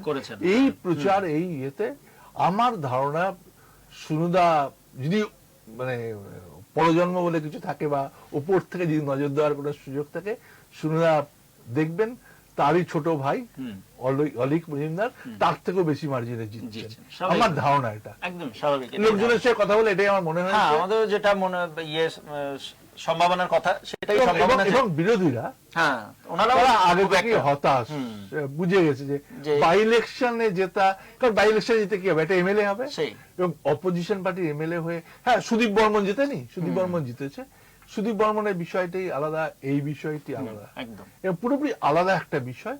এবং মানে সুদীপ বর্মনের জেতার পরে সামনেই সেই সময় উপনির্বাচনের পরপরই এবার রাজ্যের বিধানসভা ভোটের দাওয়া ছিল, এখন সামনে ভোটও নেই, ফলে রামনগরের মানুষ শাসক দলকেই ভোট দেবে আমার ধারণা। স্বাভাবিকভাবে ত্রিপুরার 2টি লোকসভা আসন এবং রামনগর বিধানসভা কেন্দ্রে যে উপনির্বাচন, সেই অর্থাৎ এই 3টি আসন, 2টি লোকসভা আসন এবং 1টি বিধানসভা কেন্দ্রে উপনির্বাচনে বিজেপির জয় নিশ্চিত, এমনই সম্ভাবনা এক্সিট পোলে, বা এমনই সম্ভাবনা, এমনই ধারণা করা হচ্ছে, এমনই সম্ভাবনা। তো স্বাভাবিকভাবে আমরা একেবারে তরুণবাবু অনুষ্ঠানের শেষ পর্যায়ে, তো আবারও আপনাদের জানিয়ে রাখি যে এখনো পর্যন্ত যা এক্সিট পোল সামনে এসেছে, সেই এক্সিট পোলে এনডিএ জোটেরই পাল্লা ভারী। এক্সিট পোলে যে সম্ভাবনা বলা হচ্ছে, যতগুলি এক্সিট পোলই সামনে এসেছে, সেই সবকটা এক্সিট পোলেই কিন্তু এখনো পর্যন্ত যতগুলো এক্সিট পোল আমরা আপনাদের সামনে তুলে ধরলাম, হেডলাইন্স ত্রিপুরা এবং জন কি বাতের এক্সিট পোল আমরা আপনাদের সামনে তুলে ধরলাম, এবং এই যেই এক্সিট পোল আমরা আপনাদের সামনে তুলে ধরলাম, হেডলাইন্স ত্রিপুরা ন্যাশনাল এবং জন কি বাতের এক্সিট পোল, পাশাপাশি অন্যান্য এক্সিট পোলগুলিও আমরা আপনাদের সামনে তুলে ধরলাম, সেগুলিতে এনডিএ জোটেরই পাল্লা ভারী এবং সম্ভাবনা। আবারও বলছি আপনাদের, এক্সিট পোল একটা সম্ভাবনা, এবং এক্সিট পোল ঠিকও হতে পারে, ভুলও হতে পারে, তবে আজকে যে এক্সিট পোল আমরা আপনাদের সামনে তুলে ধরলাম তাতে কিন্তু এনডিএ জোটেরই পাল্লা ভারী এই সম্ভাবনা দেখানো হচ্ছে।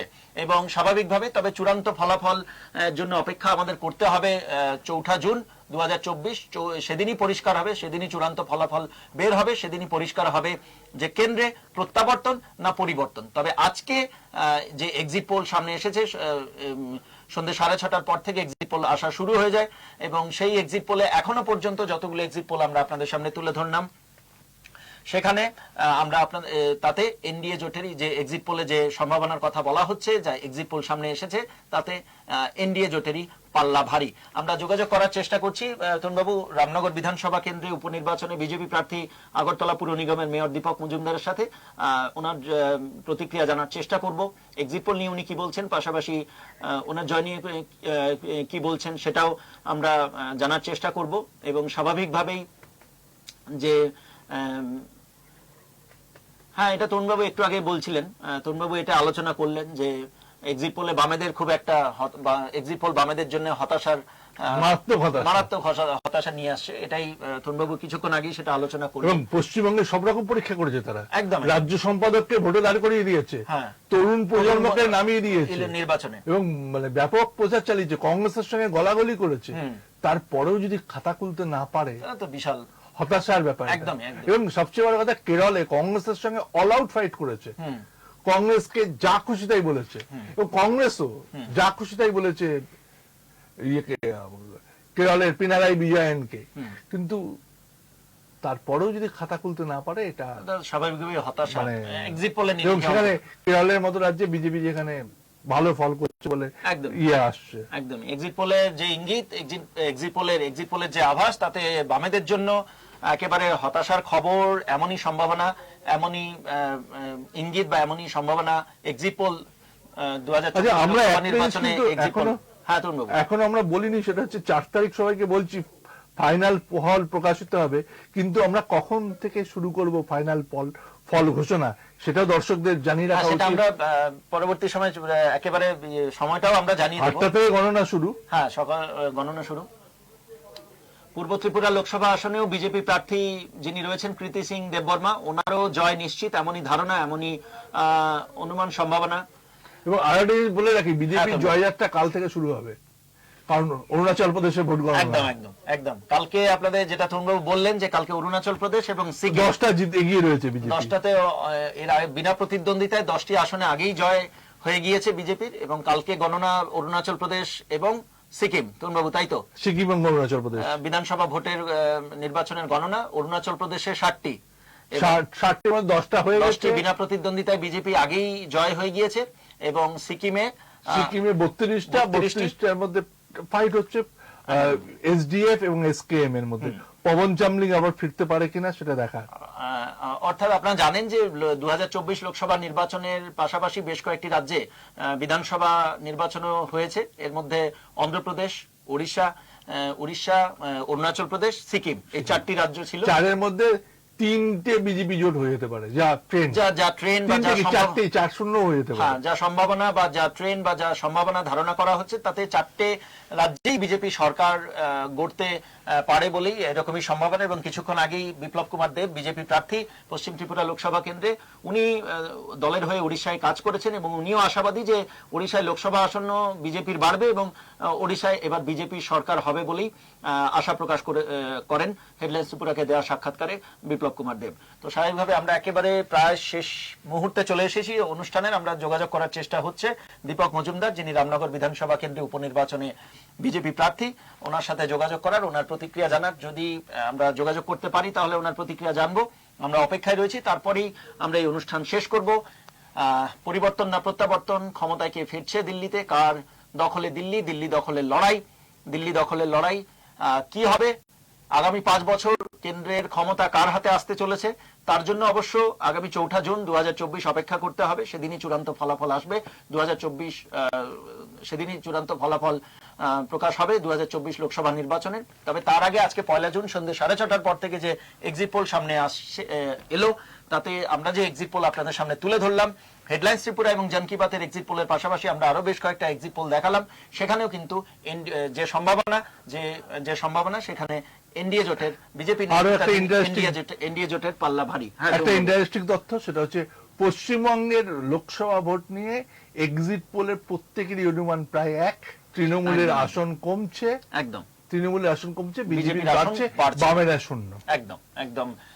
যে এক্সিট পোল পশ্চিমবঙ্গের দিকেও নজর থাকে লোকসভা নির্বাচনে, 42টি আসন পশ্চিমবঙ্গে, এবং এক্সিট পোলে যা ট্রেন্ড অধিকাংশ, সেখানে কিন্তু এবার লোকসভা নির্বাচনে বিজেপির আসন পশ্চিমবঙ্গে বাড়ছে।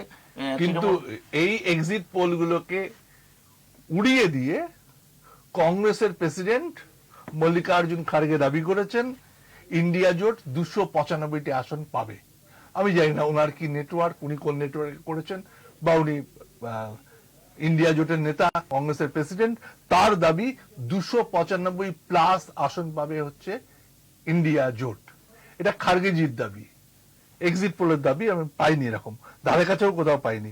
195ও কেউ বলছে না। সেই